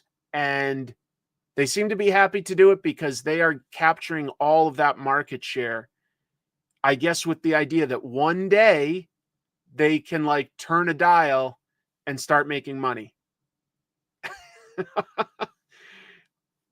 I don't read every Webtoon comic, so I have no idea who the characters are. I think one of them is from Solo Leveling, but that's about all I recognize. Oh yeah. Well, I mean, this is not abnormal for sort of what would you call them? Like certain IPOs, certain like digital projects. If you're operating at a loss, but you're not failing as a business, does it really matter? Yeah, at a certain point, the money's going to get cut off. You've got to make a profit at some point. Right. They're using venture capitalist money, like regular infusions of that. It's wild to think that 20 years is a long time to operate at a loss. A long time. I wonder when or if they're going to figure out how to make web comics profitable for everybody, because there's a huge audience, but they're not like actually earning money. McFarlane Toys. Somehow I missed this last week. They've picked up some TMNT license, a TMNT license. So at Toy Fair, McFarlane Toys announced that they picked up the license to Ninja Turtles toys, and they're specifically the toys based on the IDW comics. And that's part of McFarlane's Page Punchers brand. So Playmates still has the license to make, all sorts of Ninja Turtles toys. Nika has like license to make sort of high-end collectible versions and stuff like that. But McFarlane can make action figures based on anything that's coming from the IDW comics specifically, making it look like various artists' interpretations, any new characters that they created, things like that. So, arriving this fall, this is a quote from their press release, the upcoming series will feature highly detailed 5-inch collectible figures, each crafted with meticulous attention to detail, designed to capture the unique essence and personality of the TMNT characters. These figures are fully articulated and come with an added bonus for collectors and fans alike, a reprinted classic comic book of an iconic Teenage Mutant Ninja Turtles story from IDW. I like Ninja Turtles. I like Ninja Turtles a lot. I collect variants of Donatello action figures because he's just my favorite turtle. And so I am looking forward to seeing what they create. If I could create any comic property, get a toy, what would it be? I mean, since I collect not many toys, but like this is one of them, Ninja Turtles. If you mean like something that hasn't been adapted before, I'd probably choose like something from Naoki Urasawa, right? Like maybe his take on Adam in the book Pluto, the best robots in the world. That could be fun. But I'd even take the characters from like Monster or 20th Century Boys. Yeah, he is also doing a bunch of Mortal Kombat stuff. I just don't know that stuff too much. Todd will make female figures. He's made a bunch for like the DC Multiverse line. He does. He just argues that they don't sell as well. And there seems to be plenty of evidence that they don't typically sell as well. They're valuable to collectors, but if you put it on like Target or Walmart, sometimes they're stuff that just like gathers dust sometimes. So yeah. Ooh, Beneath the Trees Where Nobody Sees. You'd like to see figures for that? I can see that work. Here and there, Robert has made a few Invincible action figures. There are versions out there that are well done, but like it's never been a long, big line. Yeah. EC horror hosts. Hell yeah, that's a great idea. Dude, somebody at Emerald City Comic Con was in a Trapster cosplay suit, and he came up and he gave me some fan art that was very flattering. It's very flattering. I'll talk about some of the stuff I got at Emerald City Comic Con another time. Geiger, got it. Geiger, yeah, I know that a lot of that Ghost Machine stuff's very popular.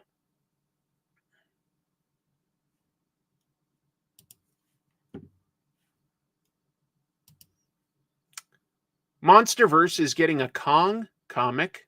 That could be potentially fun. I like King Kong. I like big monsters. Return to Skull Island, it's called. Comes from Titan Comics and Legendary Comics. And it's set in the world of Legendary's Skull Island, the animated series specifically. But that's part of like their movies. I guess there's also a Netflix animated series that takes place sometime in between Kong Skull Island and what do you call it? Godzilla. So that's when this takes place. Follows a group of survivors stranded on the perilous South Pacific Island, set in 1993. Yeah, between Kong Skull Island and Godzilla. It's a 5-issue series, begins in June. Writer Simon Furman also wrote a bunch of that Transformers stuff we talked about earlier tonight. And artist Christopher Jones. Christopher Jones, great artist. So that's actually really fun. It could be fun. I haven't seen it yet. Hey, there we go. Oh my God. You know, there are probably some people out there, Jim, that watch our show that know how to make custom action figures. That would be pretty cool to get like some action figures of us.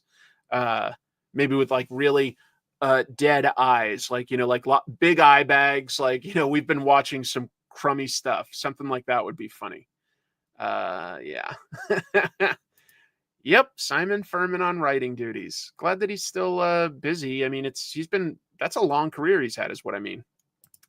I saw the first episode of the animated show. It didn't feel like it happened in the same continuity as the movies.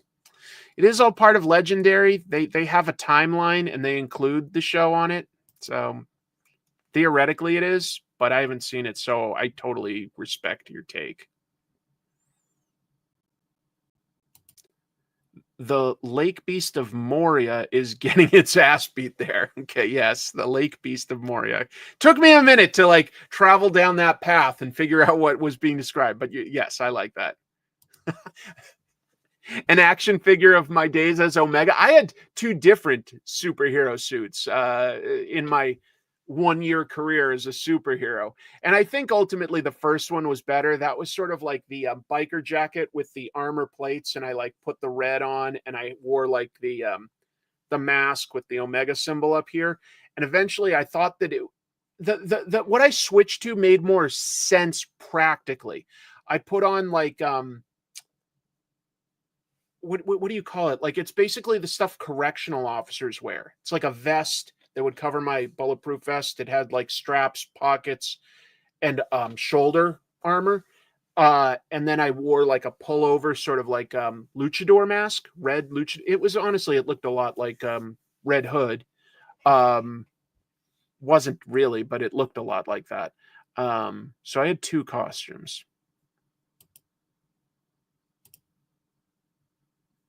Chris the car salesman figure. Only for 2 more days, and then I'm switching jobs. I'm staying at like the place I work, but I'm moving over to the business office. I need a break from sales. It's a lot to do that job. All right. What else? DC confirms some more Absolute comics. Well, technically, it's one person at DC. Scott Snyder was on the Comic Watchers YouTube show this week. He confirmed some more Absolute books. And I just got to say, Scott, really feel betrayed that you didn't break this news on my show. Really hurts me, wounds me. No, I'm just kidding. This is some cool news. Here's a quote from Scott. There are a couple of Absolute books that are still yet to be announced. One of them is Batman related. We said in the very beginning the creators that we're working with on these. So Jay Grayson, who I love to death, is doing one book that we haven't announced yet. He's a good friend of mine, doing some stuff at Tiny Onion and has done some stuff at IDW. Can't wait for you guys to see it. It's sort of in the Batman universe, the Absolute Batman universe. Also, Snyder said that writer that I really liked on The Good Asian, Pornsak Pichotshot, will write another Absolute book. So that's just some stuff coming. We already know that we're getting Absolute Flash and Absolute Green Lantern real soon. So, and Absolute Martian Manhunter. That one actually looks really interesting. So they are expanding this. I hope they don't overdo it because it is some of my favorite comics right now. I don't need every hero like a 1-for-1, but I get it if it's doing well and there's sort of like no big rules of like you can't do this and you can't do that, so that you get something totally different like Absolute Wonder Woman. All for it. Absolutely. Yeah. I'm available for Absolute Space Cabbie. I could be talked into writing Absolute Ambush Bug. No.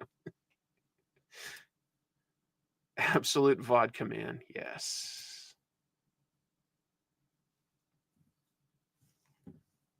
Moving on. DC's YouTube channel got hacked this past week. There's not a lot to say about this, but on Friday, the DC YouTube channel, if you went to it, all of a sudden the username changed to Jinwoo LJW10710, and the description was written in Korean. It said that it is Lee Jinwoo's personal account. The DC logo changed to some sort of weird graph, and then eventually it was just taken down. Like it just wasn't there. But since then, it has been restored, and YouTube restored all the view counts for everything. So it just shows if you're big enough and you get hacked, YouTube can like back that stuff up. But, if my channel got hacked, I might not get that back. And if I get it back and they deleted videos, YouTube is probably not restoring them. So, it's made to look at least like some Korean person did this, but there's no way to know that for sure, of course. I don't know why somebody would necessarily do that. People were joking on social media that like the password was Superman123. So that was kind of funny.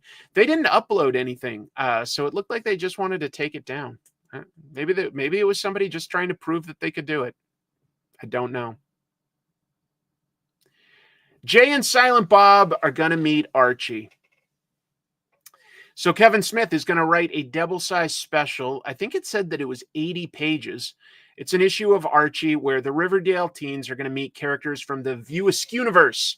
It's going to be set after Clerks 3. I'll try not to spoil it, but one of the main characters that are in all of those movies did die. And so Kevin Smith told The Hollywood Reporter that Archie plays a role in the healing. Okay. And it features Archie landing a summer job at the Clerks Quick Shop. I think they mean Quick Stop, don't they? Quick Shop? Isn't it called the Quick Stop? I quoted that from something. Anyway, and striking up a friendship with co-worker Randall Graves. Yeah, I think that the first Clerks movie had them talking about Archie and Jughead, if I'm remembering right. Maybe that was in Mallrats, but it was an early movie.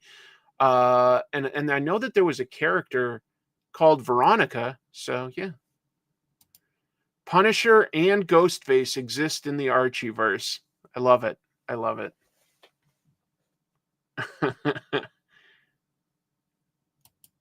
Oh, Jughead Get High. They did say that it was going to be mature themed, even though they're drawing it in sort of the classic 70s, 80s, 90s Archie style. Like they said, it's going to be mature focused.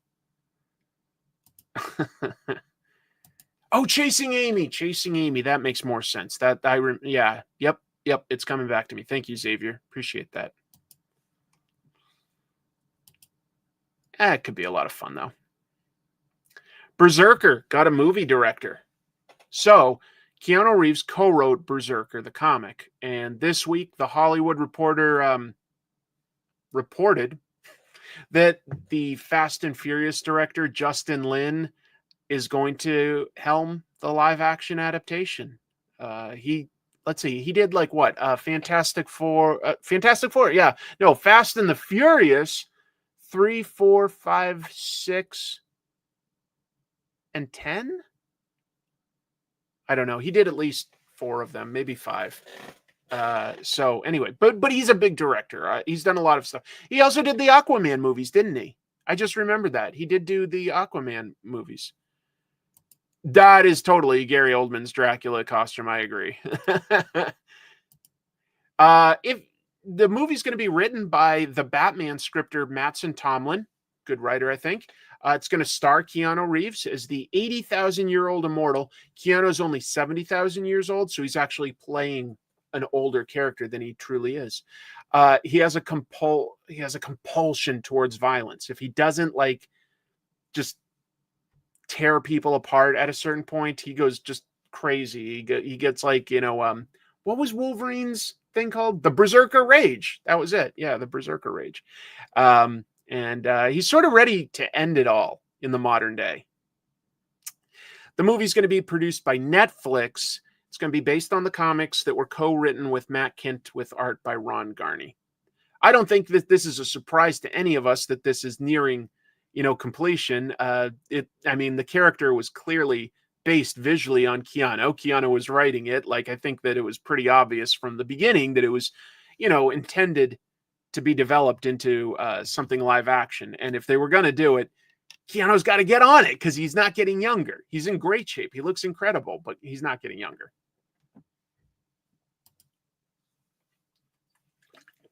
Every once in a while, Netflix surprises me with something very good, but they also definitely run an algorithm for like figuring out who to put in things. They're like, okay, this is a comic book movie.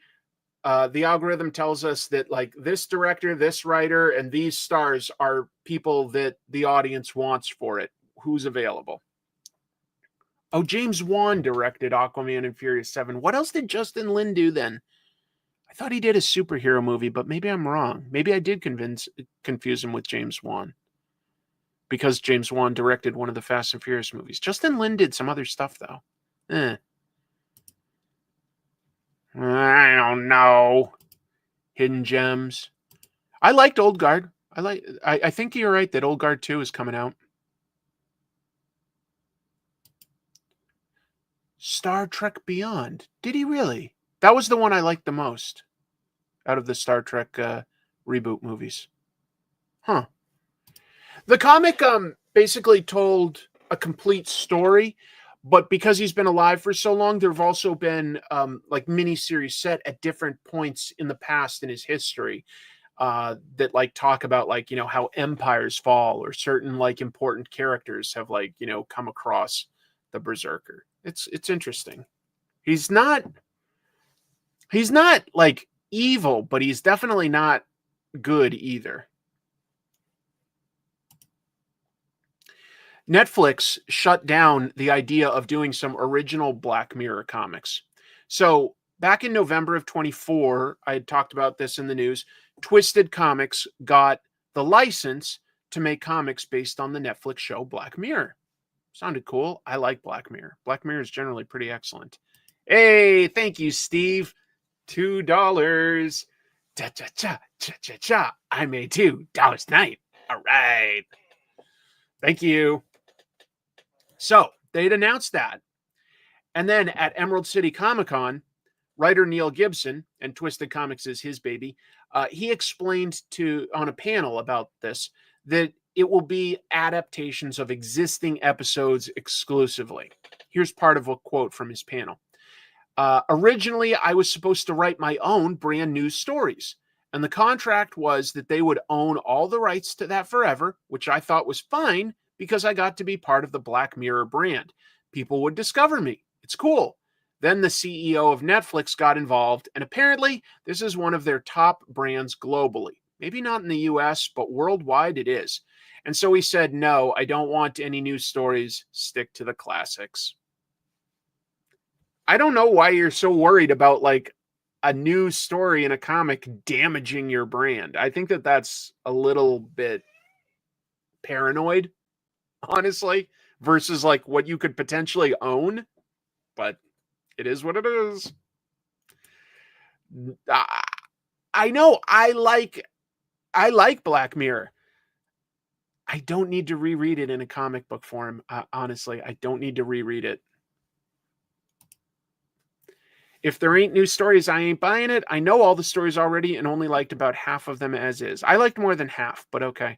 It's, like there was a time, folks, where, first of all, there was a time before streaming. There was a time before VHS rentals and stuff like that. So if they were going to do, the Star Wars comic at Marvel, that was a huge deal because we could only go out and see the movie so many times.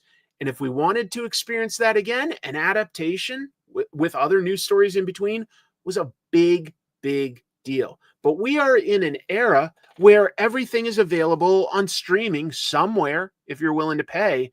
So you don't need to adapt what's already been adapted. Jack Kirby was so excited to adapt 2001.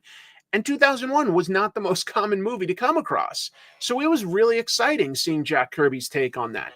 But I think we're past that. And if you can do original ideas with that, awesome. But a pure adaptation, I don't think that there's as much interest anymore because people can see that thing.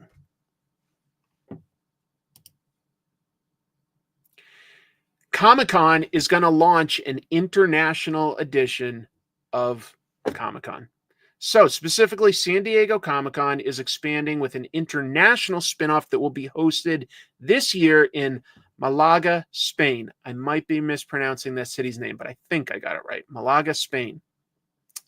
The event is going to run from September 25th to 28th. It's going to be the first official San Diego Comic-Con licensed event outside of the United States.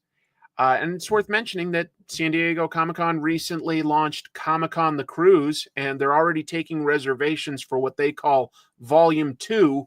That's going to be in the Caribbean at the very end of the year going into January. Malaga. So not Malaga. Malaga. Got it. Beautiful. I would love to go to Spain. I don't know why.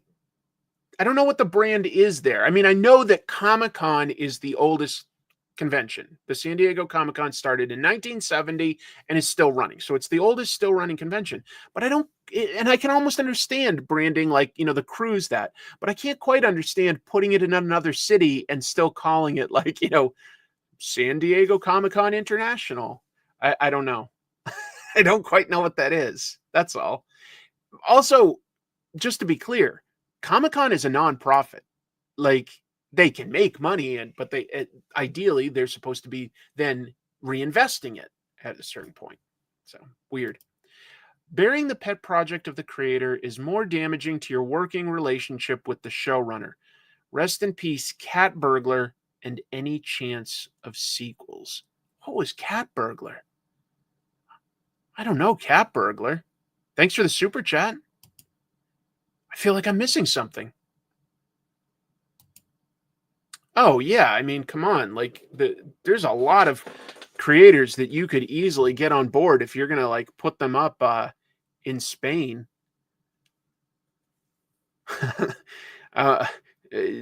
Jim Mafood is refreshing his emails right now. Yeah, I'll take a trip to Spain. San Diego Comic-Con at Anaheim. Is that WonderCon? Is that is WonderCon run by San Diego Comic-Con and takes place in Anaheim? Am I remembering that right, EJ? I might be wrong. Oh, was Cat Burglar the name of one of the episodes on Black Mirror? That would make sense, but I don't remember all the names. That's all. The interactive cartoon. Right. Yes. It was a trivia game tribute to Tex Avery and Tom and Jerry cartoons. Thanks for filling me in. I need to rewatch Black Mirror. I generally like it. Thank you. I'm okay. Good. Spain, baby. Let's go. Oof, I need a trip to Spain. I'll host a panel. I hosted I didn't host. I was on a panel at Emerald City Comic-Con Saturday night. Very well attended. Talked about horror and comics. It was fun. All right, last piece of news I have, and I'll just say, all I'm doing really is sharing something that was posted to social media because there's more to this story that I don't understand yet, okay? So, CAPS is the Comic Artists Professional Society, And that was, it's a nonprofit. It was started by, let's see, Mark Evanier, Sergio Aragones, and a third guy whose name I'm all of a sudden forgetting, and I feel bad about that. But it's a nonprofit that's designed to connect professionals with each other. So, help each other promote one another, know what kind of news is going on. It's a nice organization. On Friday, Caps posted this letter that I've got here to their socials. And so I'll just pause and sort of like, it was posted Friday, but apparently it's dated like a week ago. And it was written by the treasurer and at least at this time, acting president of Caps, Jim McQuarrie. And he says that on November 25th of last year, a report was filed with the Burbank Police Department concerning embezzlement of funds totaling over $10,000 by Caps by the former president, Christy Shin. And the rest of this just talks about, like what was stolen and that like Caps has let her go. It's a big accusation. And so I'm going like, wow, that sounds like a big news story, right? If you just read the letter, sounds like they're laying out some facts. But I couldn't find any news site reporting on this. I only found Caps talking about it. And none of the parties involved have made a comment on it. The only thing that has happened was, I believe, the Portland Fan Expo rescinded their invitation to Christy Shin to table at their event because she also makes comics. So is this true, or is there, honestly, just to be clear, is there another side to things, or is there an explanation? Because why haven't anybody involved made a comment, or other news sites talked about this? I feel like there's definitely something missing here. It doesn't quite click for me. Like, I'm not going to just come out and say this happened. What I'm saying is Caps issued this statement and it doesn't make a lot of sense to me. So maybe I'll have some more that I can talk about next week if I can like get a hold of any of the other parties involved. It's very strange to me. It's very strange to me that nobody's talking about this anywhere. Yeah, I just have that there. It's worth noting that other staff members, including the accused former president, they haven't made statements. Nobody's talking about it. She does, I think, mostly web comics. I want to say it's something along the lines of like Demon Bitch or something like that. She's on all the socials, and she posts her art to Insta. Yeah, I did see that they replied. And I talked to one of their social media people who just suggested that I try to contact other staff people and get their take. But he didn't have anything else to like share that was just solid information. So anyway, I don't want to damn someone, but they did share this, and I thought it was worth in turn sharing with all of you. I don't understand what's going on or exactly what happened, and I'm not sure that they understand exactly what happened because there's not much information to go on. Oops, hold on. I went to turn on my camera so that I could show you some comics, and I forgot to plug it in, so I need to start over. I don't really consider myself a journalist. That's the thing. Like, I'm sharing information and I'm commenting on it. I consider myself more of commentary. A website or something where you're writing an article, I feel like you have certain obligations to, if you're going to write that article, track down the parties involved, at least give them a chance to give their point of view on everything. I'm trying to just comment on news and share it. So that's a little different. Come on. I think I did this last time where I forgot to plug this in properly too. Sorry, everybody. This will only take a second. The crisp pose on this will be... Do you mean a crisp pose or crisp pose? Like expose? I don't know which one you mean. Christopher, Bronze Age nerd. If you folks don't know, the guy commenting there, here, I'll highlight it real quick while I set this up. Bronze Age Nerd is a friend. He's also a comic book YouTuber, also in the Pacific Northwest. And he does a show that starts at, I want to say 8 p.m. Pacific, where he also talks about the news of the week, but usually finds some different pieces than I will, and also will focus on a topic of the week with his co-host Big B McFly, the comic book guy. They also both know a little bit more about the actual collecting aspect of comics than I do, so they'll often talk about not just news regarding like collections and slabbed and priced comics, but they can talk about like rare back issues and stuff. Let's see. Time to bust some balls to get more information. How dare you, EJ Sue? How dare you? Let me add an extra camera here. That, and here we go. Here we go. Like expose. Chris Pose. Chrissy bought this for me on, I want to say Temu. My wife got it for me. So I didn't get too many comics this week. I got Moon Man. I got UltraMega. I picked up the latest issue of Terminator, Uncanny X-Men, and the Ultimates. What should I start with? I don't have as much to say about Moon Man, but here's one cool thing. I picked up a variant cover here. Who did that? Folks, that is Mr. Rob Schrab. That is Rob Schrab. Scud the Disposable Assassin. A guest on this channel on an episode of Trash Movie Bonanza where we looked at Halloween 3.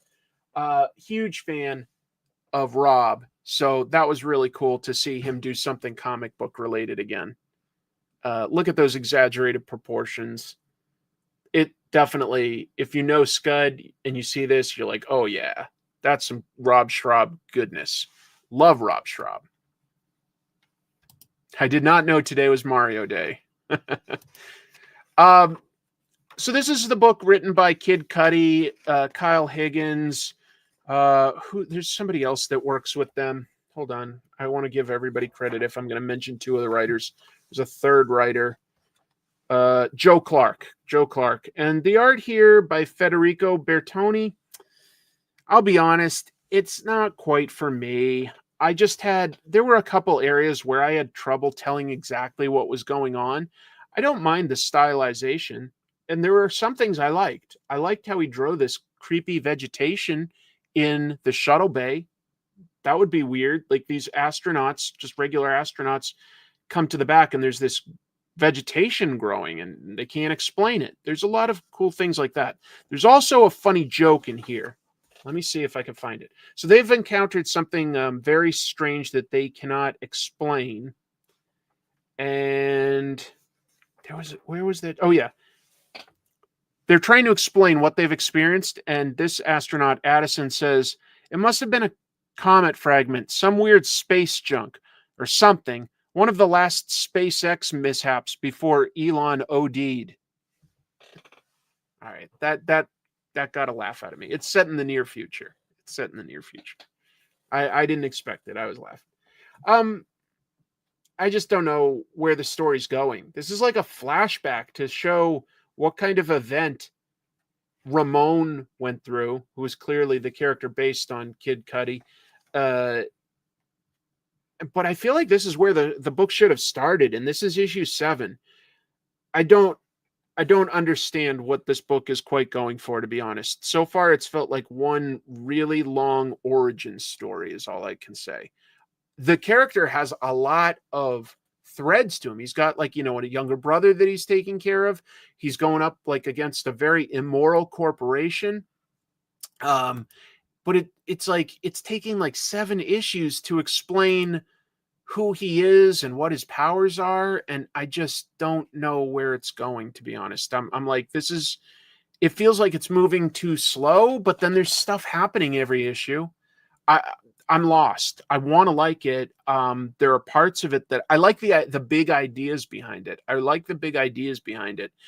And, maybe it either needs to be like sped up for me or streamlined somehow with like a little less going on, or a slightly different artist might have been enough. Like, and this art may appeal to more of you than it does to me. I might be being like, it's that sort of beauty in the eye of the beholder thing. It's not that it's bad. I don't follow this very well. Like, I don't understand exactly what happened on some of these panels. I had to reread it several times, and I just was like having trouble figuring it out panel to panel. But I don't want to dwell on it. We'll go on to Ultimates, and it's nice to have Juan Frigeri back on art. This is an issue told mostly from the point of view of the original Human Torch, Jim Hammond, who is an android. And the thing that really was like heartbreaking here is hearing like how he's had to live some of his life. So basically, this was a guy that fought in World War II with Captain America and Namor, or Namor if you prefer. And he has a memory of killing Hitler, right? And they're like, wow, like you I thought Hitler like killed himself. They're like, that was the cover story. Like I took him out. And he's like, I have one of the oldest computer brains possible, and it didn't always have enough memory for me to hold everything in. He's like, I've had to sacrifice memories over the years. I had to give up my memory of getting the Medal of Honor. I once learned the piano, and I had to give all that up because there just wasn't enough space. He goes, but one memory I've never gotten rid of is like when I killed Hitler. That was an interesting idea. So in this, the Ultimates go up against some white supremacists. Okay, they're called the Red Skulls, and that almost is what it sounds like, where it's based on the philosophies of the Red Skull from World War II, a Nazi, but also has adopted what in this universe was like a 1970s vigilante called the Punisher. So they've taken some of the iconography of the Punisher and some of like Red Skull. It's just this messy but powerful racist organization. And the Ultimates go up against them. But then there's a twist where, like, I don't want to give everything away. Hold on. They catch up to the Red Skull, and Human Torch is like sort of analyzing the voice patterns, and he's like, it sounds familiar, but I can't quite identify it. It looks like this Red Skull is an existing Marvel character. So there's going to be some twists to that. Yeah, the issue sort of like gives us some plot stuff, right? Okay, they're going up against a bad guy.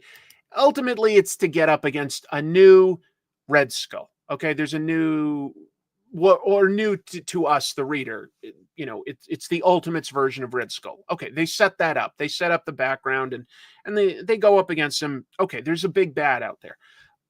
But to make it a little more interesting than just being plot-based, yeah, they give us that extra layer of telling it from the point of view of a character who doesn't have all of his memories. I was really impressed with it. Yeah, I think it's quite good. It's a little bit of a commentary on Alzheimer's. It's like now, but it's like it's a hopeful, positive version, because today he's been able to, upgrade himself. He can now hold on to more memories. He's more advanced than he was. And that's kind of nice. But yeah, he's had to sacrifice some of his favorite memories. He can't, he knows that he had them, but he doesn't have them. It's cool. It's really interesting.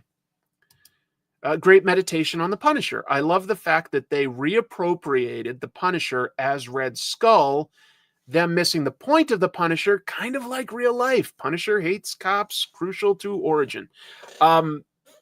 Yeah, so anyway, just an interesting take on things. They're not saying that the Punisher was a bad guy. They're saying he was a vigilante from the past. These guys picked up that iconography, but the ideology is totally muddled. It's all over the place. Like they're and they're being used. They're being used by whoever the Red Skull is.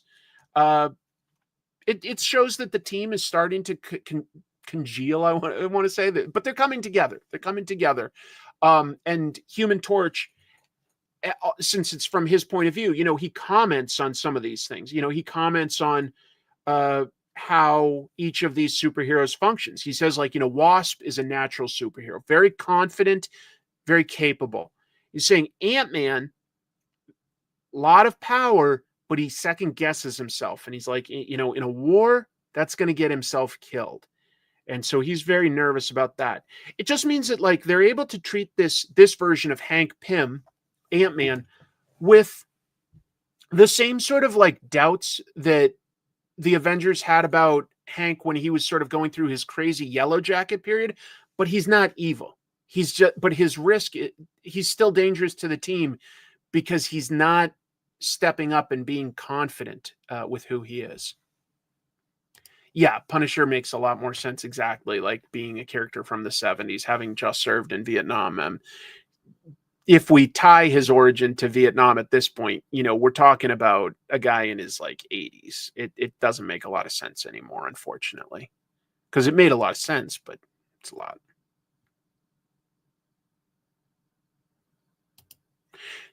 Yeah. There's a spoiler that I'm avoiding in here where like something big happens to a major character. What I'll say is that I like that the Absolute and Ultimate Universe are not afraid to kill off characters, or just say that, like, they're not going to exist today. I think that forces people down the road that if they were like, oh, I would have liked to have used that character. Well, now you have to think of something different. And I think that that's a good thing. I think that there should be, almost no rules. I don't need to see these Avengers go through, the Kang Dynasty arc again, or, the same version of Ultron. Give me totally new stories. This was a fun issue of Uncanny X-Men with one thing I had that bothered me. That's a pretty cool spaceship, by the way. That's a pretty cool design, right? Focusing on this page. I think that looks nice. Tell you what, I'm going to see. Does that look better? That looks better, right? Like just seeing one page, but zoomed in more. I think that looks better. This starts with a subplot of a Shi'ar alien getting chased by, a bunch of, bad guys in the Shi'ar Empire. And what we find out is that it is Professor X's daughter. I guess at some point he had a daughter with Lilandra. Did we already know that? I didn't know that, but maybe that was already established. All it means is that that's been enough to now awaken him and he escapes from prison. Okay, here's the thing. Professor X, yeah, he's got connections to all the characters in this, but he has not been a regular character. So this whole, like, all these pages are like a subplot that like is important to the shared X-Men universe. They're not directly relevant to the main story here. And I just, it's not uninteresting. It's the kind of thing that happens in X-Men. They've got subplots, but it's sort of, if there was only one X-Men book, right, and this was it, I think we would have gotten seeds of that even earlier. And it could have been like 2 to 3 pages for like the last 3 issues instead of like, what was that, like 7 pages right at the top. It's a lot of real estate to have to give to this subplot. And it's almost like it's forced because we know this is part 1 of 7 plus like a tie-in issue to an 8-issue crossover of Professor X going on the run. But after that, I like all this stuff with just the X-Men team and training these new new mutants that they've got on the team. Rogue is the leader, and she forces like Gambit to hit one of them really hard to show how dangerous things could be. And they're like, that was too mean. That was too mean. And she and Gambit are like, no, you need to do something like that to make them understand how dangerous this world is. And, like if they ever get chased by a Sentinel, they're not going to go easy on them.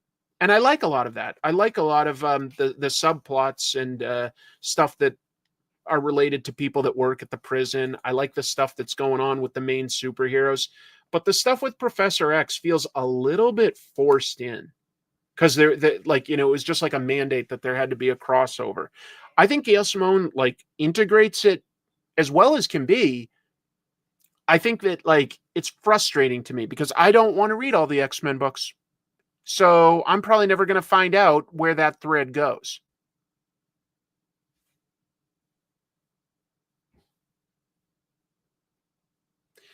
Anyway, I'd also love David Marquez to come back, but I'm very excited to read next issue. Next issue is going to be the one about Gambit in New Orleans, drawn by Gavin Guidry. I'm very excited for that. I think Gavin's art continues to level up these days. He's a very exciting artist. And being, a guy from New Orleans, I think that that's going to really help influence the environments and the storytelling. So I'm looking forward to that. I just, it's a frustration in general for comics, but can be specific for me to X-Men books. And it's sort of like you could argue, well, Chris, that's kind of what they've been since, the 90s. That there's a lot of X titles and they are integrated. There are crossovers. That's just part of what they are. And you either like that or you don't. And I get that. I don't really care as much about the other books, but I generally like what Gail is doing with the characterization and the development of these characters. I'm just frustrated sometimes when it has to cross over like that. But some of that is on me. I mean, it's not like they're doing something brand new here. Like I say, they've been doing this for 30 years in X-Men. This issue of Terminator was really cool, to be honest.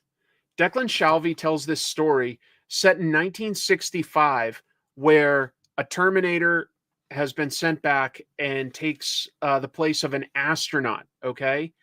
And then it's all about the folks in Houston trying to figure out why they've lost touch with a rocket that went to drop off a satellite. And so they have to send another emergency mission up there. Another 2-man crew to figure this out. You know what? Why even go too far? That's the premise. That's the plot. But the idea of a Terminator in space, obviously setting up this this satellite for some sort of, we don't ever find out exactly what, but nefarious purpose. I love the idea.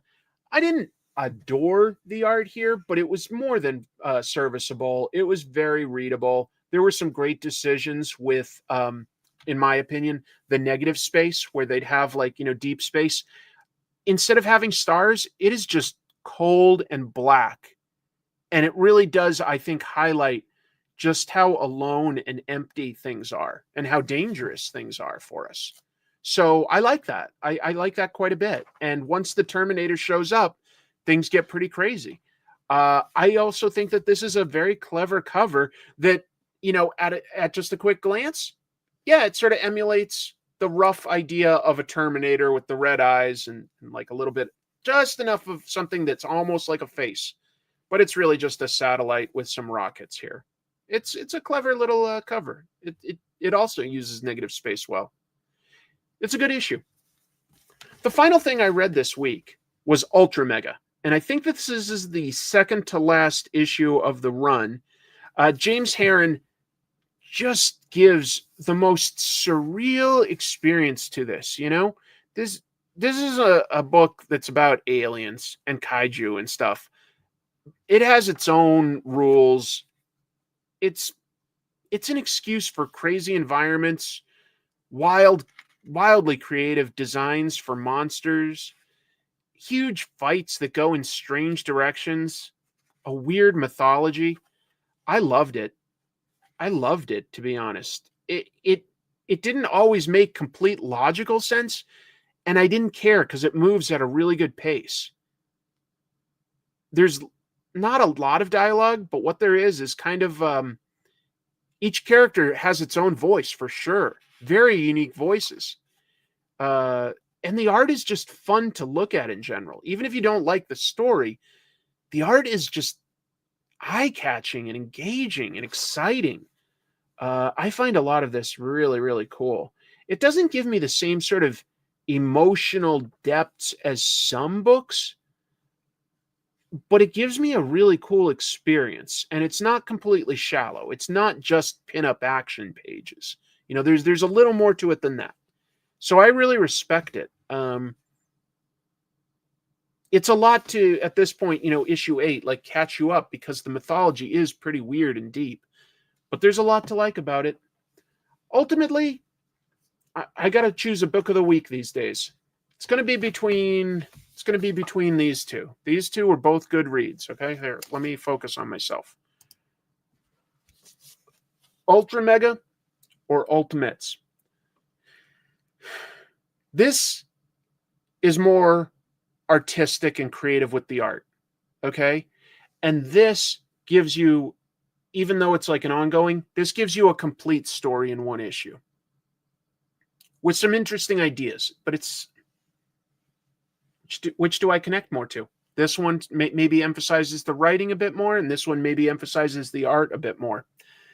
I gotta ultimately go with my heart, and if I am forced to pick a book of the week, which I am now doing, I'm going to say that UltraMega is the Comic Tropes After Dark book of the week. UltraMega number 8 by James Herron, colors by Dave Stewart.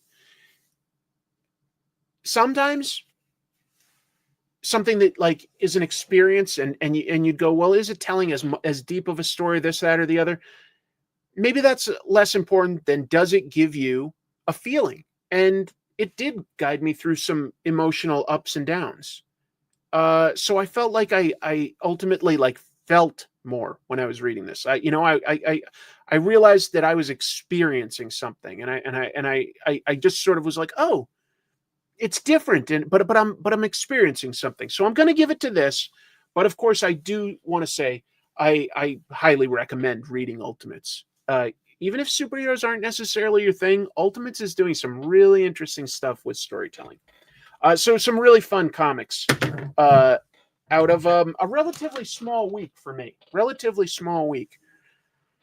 Let's see, how long? Okay, that's pretty good timing to be able to do comic book reviews, all that news, and get an interview with David Nakayama in there. Thumbnail.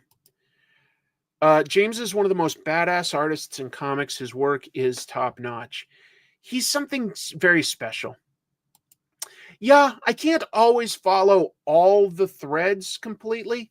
And then I go, I don't care. I'm willing to just keep going with this because I am experiencing something. So even if every single little idea being injected isn't something that I go, oh, I get it. It doesn't matter because I get more than enough. It's a lot of ideas. There's a lot of big ideas in UltraMega. Beneath the Trees Where Nobody Sees video got 1 million views. What video? Who did that? I don't know. Not me. The Beneath the Trees Where Nobody Sees video got 1 million views. Is that something you did? Just curious. Art is king. It's very important. Love the first trade paperback of UltraMega. The art is wild. You can tell that James Herron is definitely enjoying it. And it's a big read too. If I didn't explain that, like these, there was a hiatus so that he could, get the next arc ready. It's been, but it's thick, like this is perfect bound. It's $8, but it's a big comic. It's bigger than most.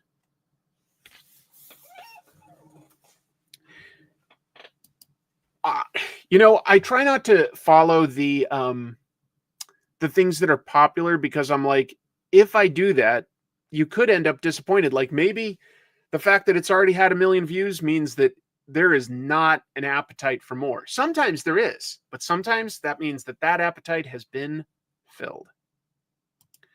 A video explaining the story made by a guy called Grief. I haven't heard of that YouTuber, I have to admit. A book you don't understand is better than the Ultimates.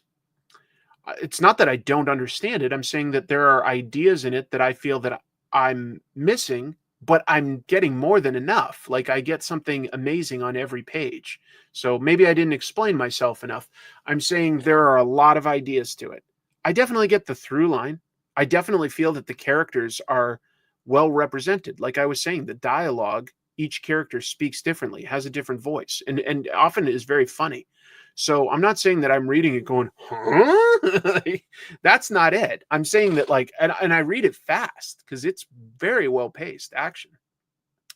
So still waiting for the spinoff Beneath the Seas Where Nobody Trees. Is that accurate? Can't we call seaweed a tree? Can't we? Aren't we at the point where we could call it a tree?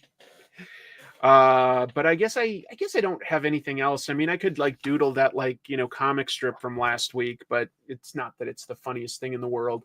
So I'll tell you, I'll just do some plugs. I'll definitely do some plugs. March 26th, got the backup in Radiant Black issue 32. And that Wednesday, I will be doing a signing at Stargazer Comics from 4 to 6 p.m. That's in Tacoma, Washington. And I'll have some of my other comics. Stargazer will have my Vampirella books. I will have a very limited amount of the Eisner-nominated book Trickster that I illustrated on. I'll have some original art. If I find anything else from my like indie comics publishing days, maybe I'll bring that. But just want to plug that. Jim and I recorded a new trash movie bonanza. I won't say exactly what it is yet, but because it's over to Jamie to edit at this point. I think that's going to be a fun one. We're working on schedules for the next one. That'll be good.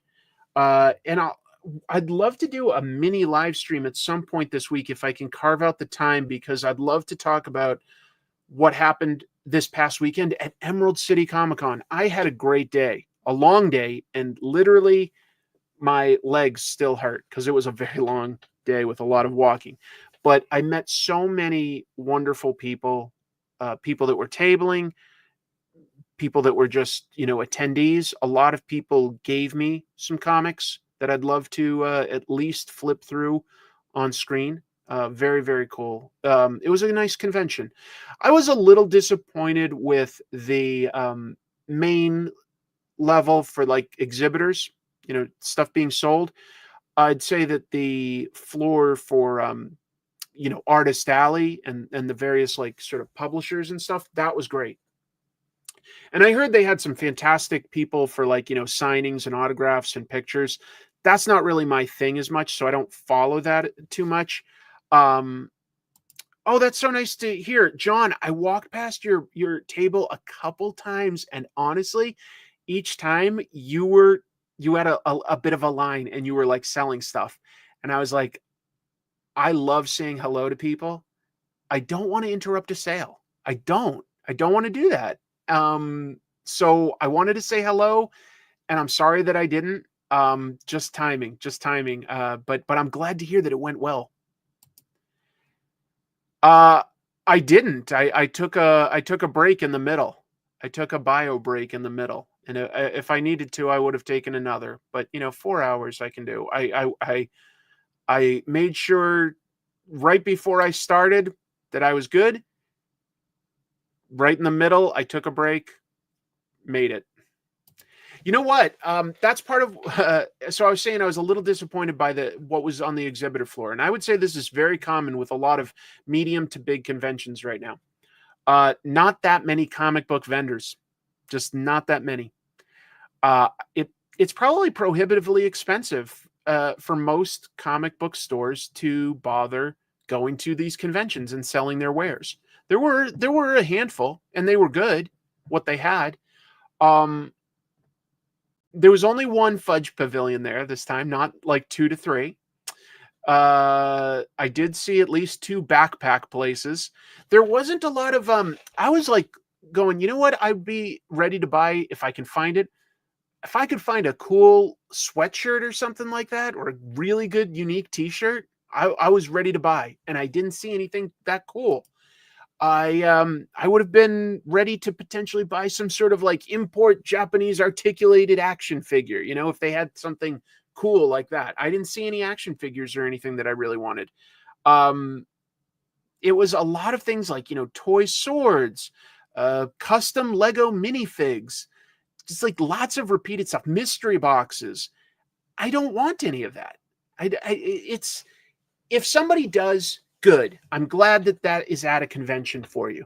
I was disappointed that I couldn't find more comic books or directly related comic book merch like t-shirts and action figures. That's the kind of stuff I would like to find. But conventions go through eras. You know, I remember the earliest conventions I would go to in the 80s and the 90s would have lots of, like, say, bootleg VHS tapes. That was just a big thing for a long time.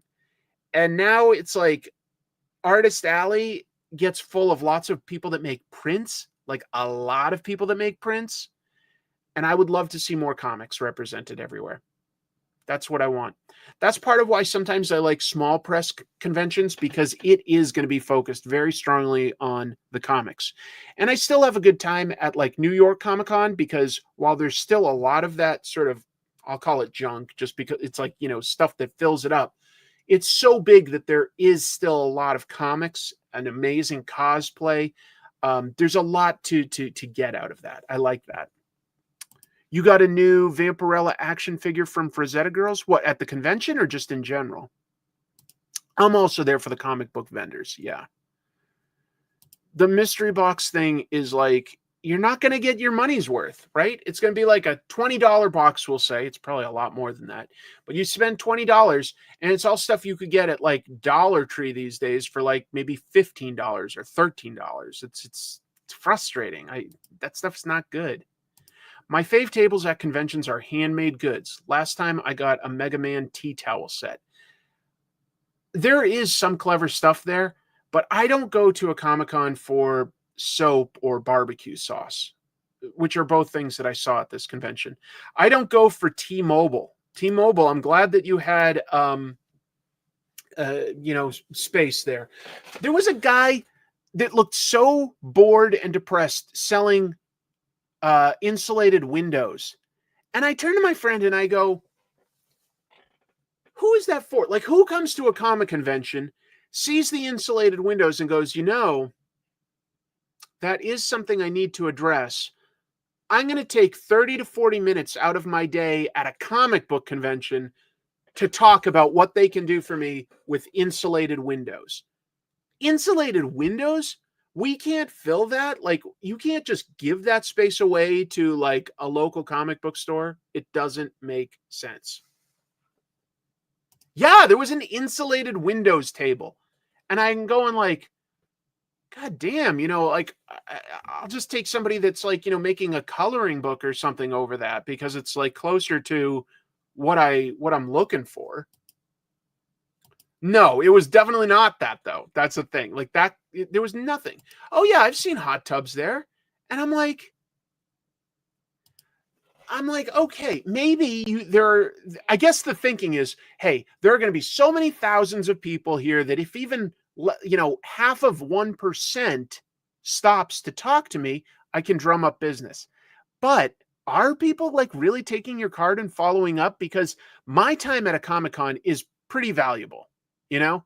And I just can't justify spending, you know, 30 minutes talking about insulated windows when there are so many comic book creators I'd love to have a chat with.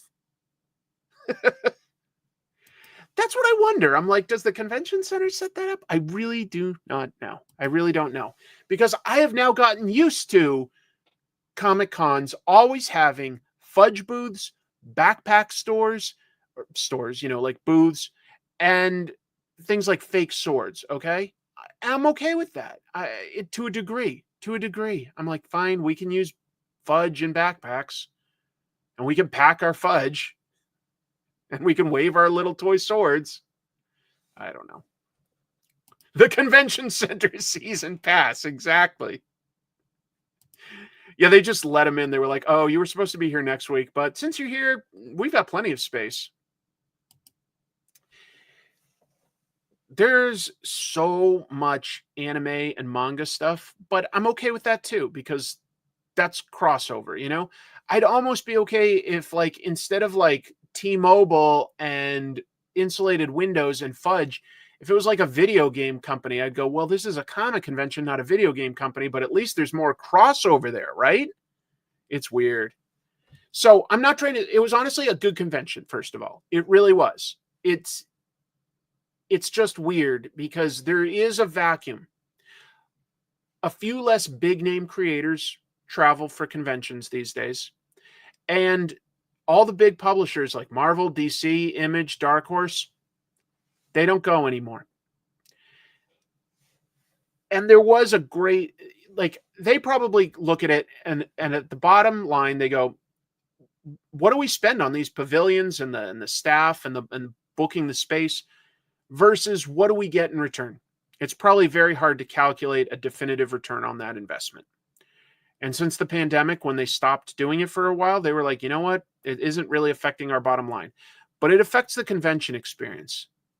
I think having some of those big publishers, that it helps them bring in some big names. They usually have some exclusive merch or ash cans, things like that.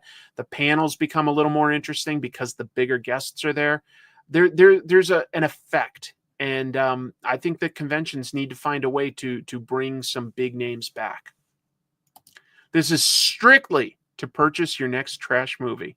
Okay, we do spend money to like rent it from, you know, Amazon Prime or Apple or whatever. So thank you. I saw that it was out. I didn't have much interest in watching it. It's bad. It's probably why it didn't get picked up. Oh, I did get the Jeff Darrow book that I wanted, Shaolin Cowboy versus Big Guy. I love it. I love it. And I got to spend some time talking to Jeff. That was the best part of the convention. You know, just meeting guys like Jeff or Gavin Guidry, Jim Zub, had lunch with Kyle Higgins, which was fantastic.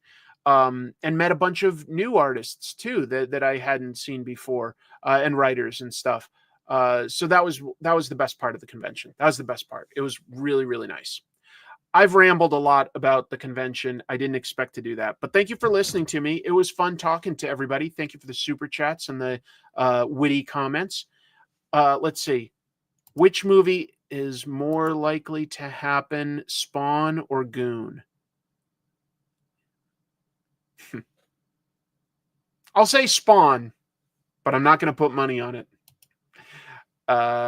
Oh yeah, that's a great art book. I don't have a copy, but I've looked through it. It looks amazing. I had a great time, folks. I have recorded the next comic tropes, and I am just in the editing phase. But I think that there's an excellent chance that I can finish it this week. Let me put this out. I am looking for one page of art in a specific comic that I'd love to include in my video. And it was published only once. It was published in the 1990 book Cerebus High Society number 7. That was a reprint of Cerebus. Cerebus High Society number 7 from 1990. So if you have that, let me know, because there was a backup page included in that reprint by a different artist that I'd love to include in my video. But yeah, just if anybody has it. So it wouldn't, for instance, be in the High Society trade paperback or anything. It was in the 1990 reprint called Cerebus High Society number 7. If anybody knows.